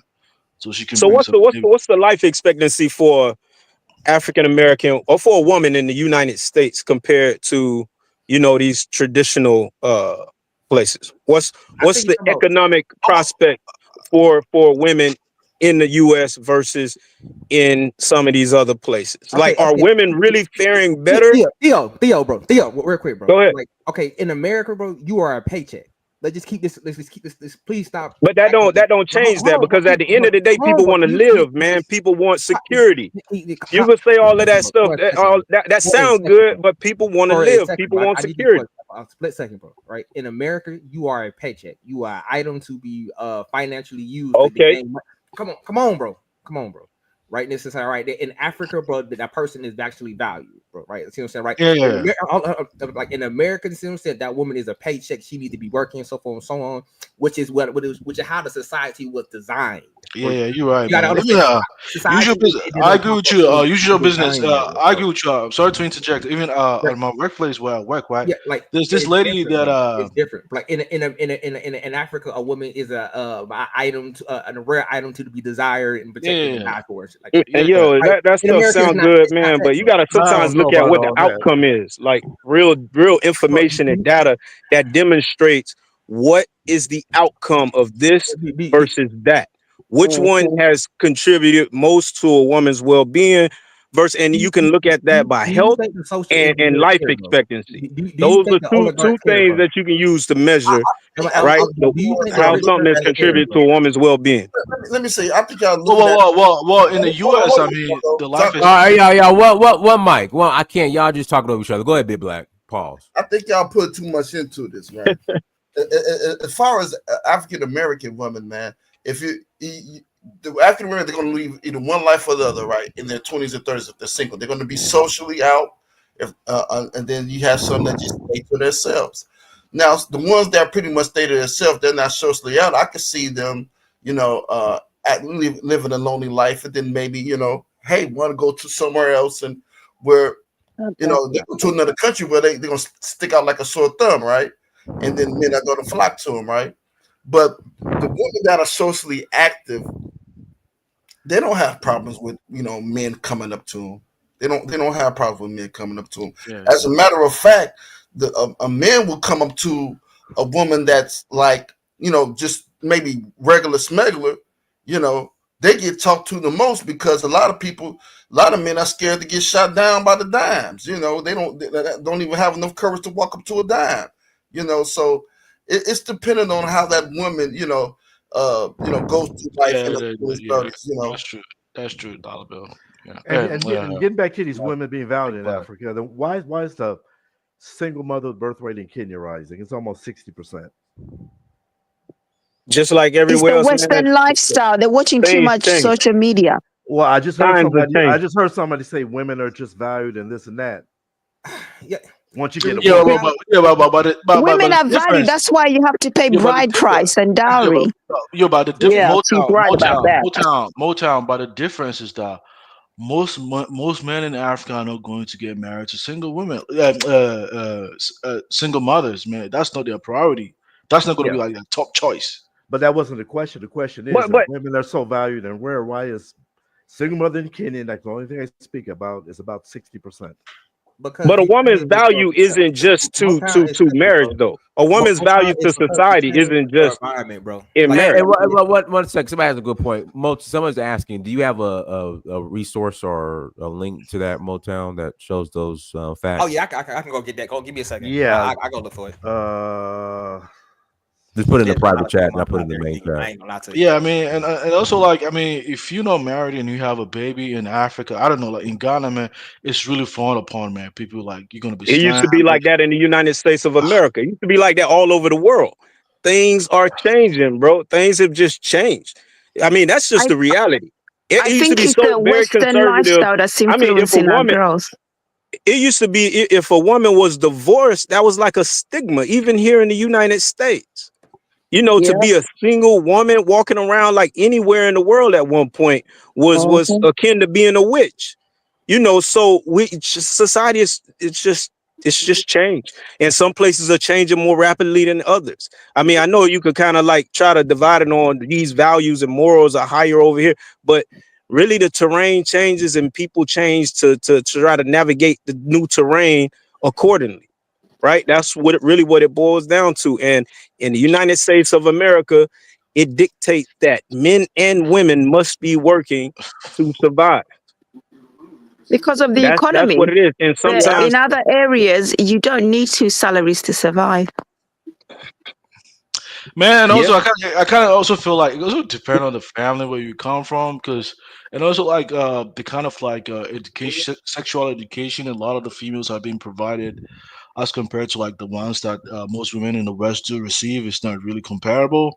Oh, Diners, I put the link there for you, man. If they really know, trust me, it wouldn't be at a very rampant age. Also, it depends on the family where you come from. A lot of family, if she knows her family's not going to tolerate that, she's not going to have that baby. Trust me. I'm gonna say this. It's simple like this, man. Like we try to act like people like humans are like so advanced. We're really not, right? You get away with what you can get away with, right? You just change. Like when you live in a certain kind of environment, you can't do certain things, right? Like you now have women in an environment where they can quote unquote, still say have children and it still be taken care of, right? You know what I mean? Because if you live in a giant city, bro, right? Things are still gonna be taken care of, even if because individually, this person still probably is down, right? But the thing is, when you did that's if you have like as one person, right? But when you start having quote unquote groups of people do that, eventually it starts to take its toll on anything, like any society, right? You got too many old people in your society is getting ready to die. You got too many babies in your society, you got a young society, right? You got too many middle-aged people, you got that's where you at, right? If you have too many single mothers necessarily, but that has a society ramification. That's the problem. It has a lot of. All right, guys, let me read this super chat. FBA Young Line, thank you for the $4.99 holla. Passport bros and grannies that leverage. Okay, I already read that one. FBA Young Line $4.99 holla. Leveraging American capital for musty village sags is diabolical. All right. Here's another one. And listen, human beings have been FBA Young Line, thank you for $4.99 holla. Africa has the lowest life expectancy in the world, yet they still reproduce like rabbits thanks to child marriage. But what is he talking about, bro? Yeah, this guy's he's just a troll. Y'all got enemies on this chat, bro. I can see that. But I put the link in the back right there. He's FBA. I got it. Okay. He's FBA. I mean, come on, that's what he says. He's against Africans, and I was saying, like in African society, like there's not really a lot of like programs and systems to help protect women that have kids with There you other go. men. You understand? So it's really there you go. That's the problem. If you kind of go that route, man, that's on you, man. Like, trust me, like women that went that route, man, it's gonna be hard for you to even complete your education, unless maybe you come from a well-to-do family.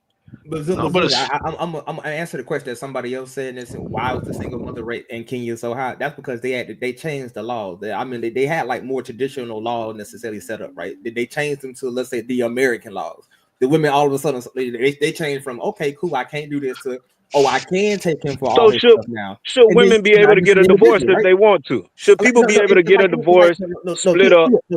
No. Women do get divorced in Africa, man. Trust me, they do separate. So people should be able to carry on their personal and private relationships the way they want to, as long as nobody's getting harmed. Like, the government shouldn't be regulating that. We're not in those days no more. That's why they separated church and state for the most part, to kind of like allow people a little more freedom outside of dogma to dictate their life, right? And these are thoughts and ideas that grow and expand, right? Because human beings, we grow and we expand over time. We expound on things from the past. We learn from the past. So we're going to see changes. You can't just go through life thinking that we need to revert back to some things are good from the past. Now, don't get me wrong. And sometimes you learn, okay, this worked better, but that has to happen. At what cost, bro? You can't just romanticize everything in the past. At what cost? Well, check this out. We act like everybody has a duty to procreate. At what cost? Wait, at the cost of what though?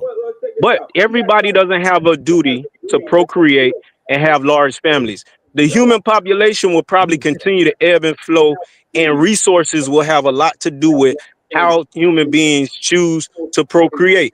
There'll be times when human beings are procreating more, right? And there'll be times in certain locations, at any given location, where people are procreating less, right? And do you listen, bro? Are you capable of that? I'm just asking, bro. Man, who's having the feedback in the like people could do things because the law allow, like in America, right? You like let's be honest, bro. The stuff you can do in America, you can't do no other place else. But is it harmful? Let's be for real, bro. Let's be for real. Some of the same acts that you can hear. Come on, Theo, bro. Right? Now, okay, go ahead. I'm working with America, bro. That if you did any other country, they would light you on fire. Yeah, America is known to be a bit more free than that's the land of the free. I mean, that's been the selling point for America. We're using the word freedom for chaos, bro. Like call it what you will. This is why I like actually using correct words. Wait, can you give me an example of what you do in America that they're gonna light you elsewhere? Can you give me an example, man? I'm not gonna say this on this man's line. Because I kind of even me coming from Ghana, there's a lot of things that most Americans do. Like even in Africa, most people do. Nothing's gonna happen to you, man. I said in other countries. Yeah, I mean, I'm citing an example in West African countries that I actually come from, man. Like I witness a lot of things people do over. It's kind of a little normal. People do it over there too. Nobody's gonna light you up or something like that. Okay, all right. So you telling me necessarily, right? If you steal a phone and they catch you in Nigeria, right? They won't set you on fire, but if you can do that in America. Don't nobody set you on fire, bro? That's you telling me that don't happen? It's illegal. Oh man, that's a kind of a little different. Okay, all right. Now, I'll give you. I really ain't trying. Yeah, I'll give you a counter argument. Like, you know that, right? You're going off course. See what I'm saying? All I'm saying is simply this, bro.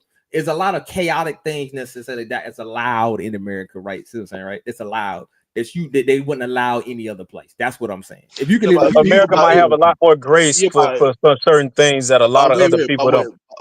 Phil, wait though. If you go to somebody, if you invade somebody's house trying to steal a phone or a TV, you might get killed too. The same You thing. might get shot. Yeah, it happens. Like, Not might. It can happen. It happens. They're gonna kill your ass. I did say there are I some mean, things that people are get shot universal. in Yeah. the streets for trying to snatch something or take something or just touch it or doing the wrong thing, being too aggressive. I mean, invading somebody's property in America, you might get killed. This is not normal in Africa, though. You know. So I mean. Okay. Anyway, let's not deviate from the original. I think you're trying to go off to the weeds personally, right? But basically, what I'm saying is things like there's chaos in America that's not allowed in other societies, bro. Right. If I don't know how I keep saying that, you keep going back to like Africa. I didn't even say Africa specifically, but I keep telling you there's chaos in America that's generally not accepted in right in Uganda. They don't do no LGBT. That ain't really done out there like that. You can feel it. I live in Atlanta. First off, I live in Atlanta, bro. You can watch a grown man walk outside and still stay with a thong on. That ain't some normal shit that's supposed to be happening. Damn. I mean, there's other cultures where people wear less than that. Yeah. So you see what I'm I saying? mean, you look at you ever see, huh?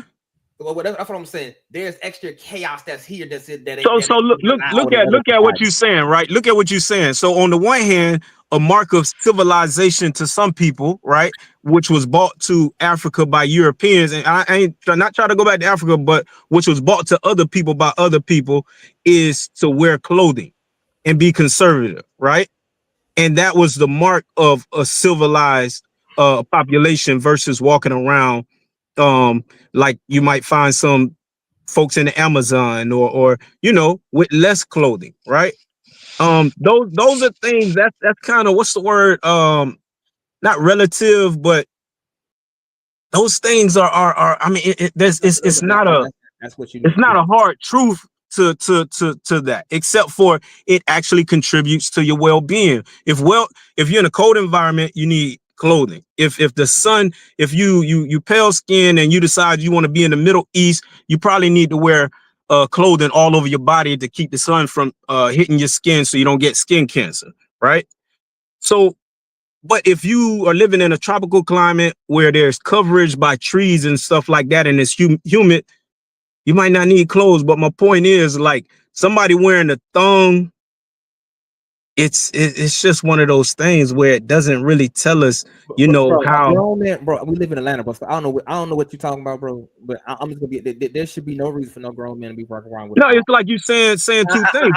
You saying on the one hand, you saying it's like you saying America is corrupt. You might not be using that word. I'm not personally trying to fight you. But what I'm simply saying is those are some things that's to me personally unacceptable. That's why I'm A1 passport, bro. You know what I'm saying, I would say this though, just the thong. If you come outside with just the thong on, with nothing else but a thong, yeah, that's a decent exposure. That's indecent exposure, right? You know what I'm saying? Right now, be black. But you pause. You in Atlanta, man, like Midtown. Yeah, you see that in Atlanta.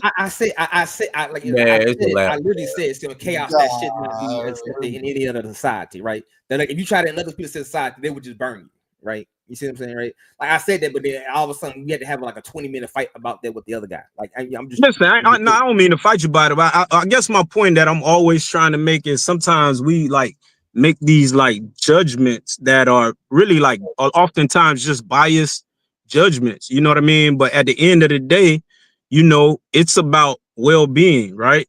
And so when we talk about passport grannies, passport bros, I think as long as no one's being hurt, it's consensual. These are adults. Either way it go, I just think the criticism is really just going to come from a bias on how you think life should be and how people should move, right? Which is okay. It's okay to have those biases because you may see the benefit in things being one way or another, right? But other people may not. And as long as it's legal and it's not hurting anyone, I mean, at the end of the day, these are just judgments that we pass on people that may not hold any weight in the grand scheme of things. Now, I would have a little pushback. If I had to have pushback, maybe more so on passport grannies, because still you're dealing with, older women, man, can do damage to a young man's mind. It's not it's not as easy as you think it is. I know people that Man, kill. a young woman could do damage to a young boy's mind. Listen, bro. Yeah, that's real. It's young, a lot of young men who aren't here today because they couldn't handle a breakup from a young lady that was the same age as he was. They may have both been in their 20s. They may have both been, he may have been 20 and she was 19. Right. Yeah. You got a lot of guys locked up right now because they couldn't handle, the way things went between him and a young lady that was his same age.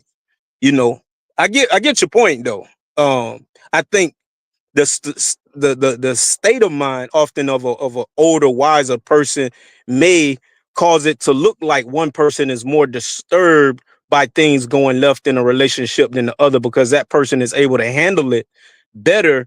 Therefore, that may agitate the other person who can't handle it as well and make them more frustrated with the situation.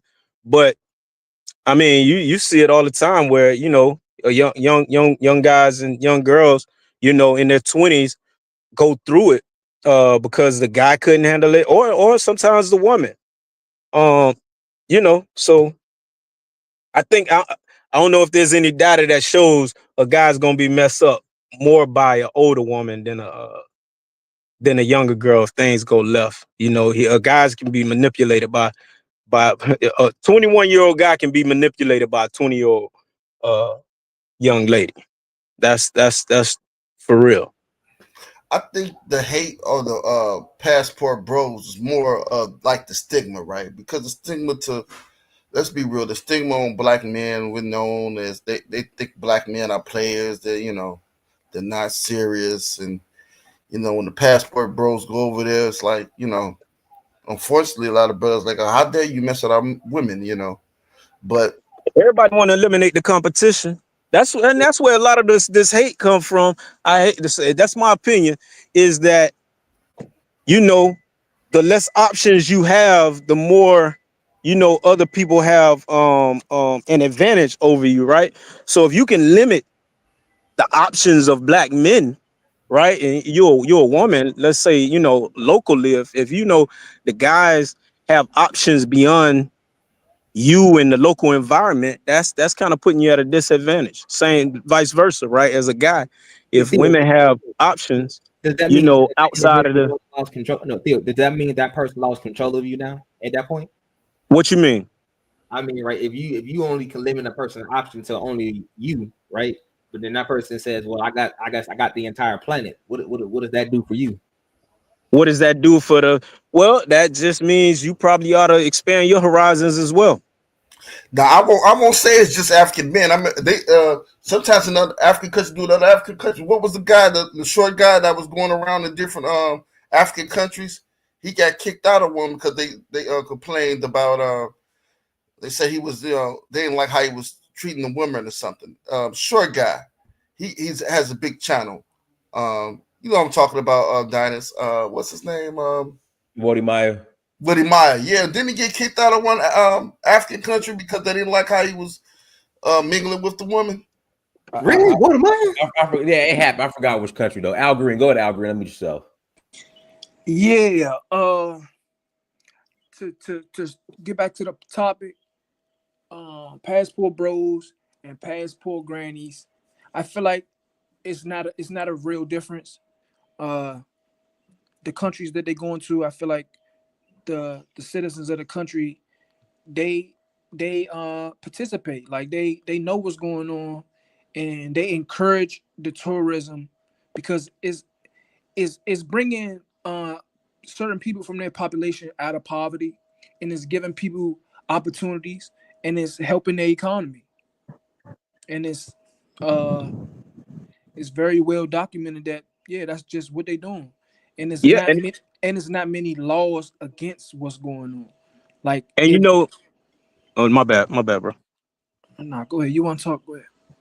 No, well, I was going to add to your point, like in a society or around the world where, people are taught that for economic viability, it's better to, you know, enter into relationships and partnerships and stuff like that. You can't, you know, you cannot not understand how, you know, a person with resources can go somewhere and be valued based on those resources and be sought after. And that person with those resources are able to basically now exercise more options in areas where their resources go further. I mean, when I was growing up, I used to read Jet Magazine, and in Jet Magazine, it always had like most eligible bachelor, right?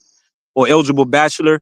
And one of those, oftentimes what made a person eligible was the type of job they had, right? Which to me just means the type of resources that they had available.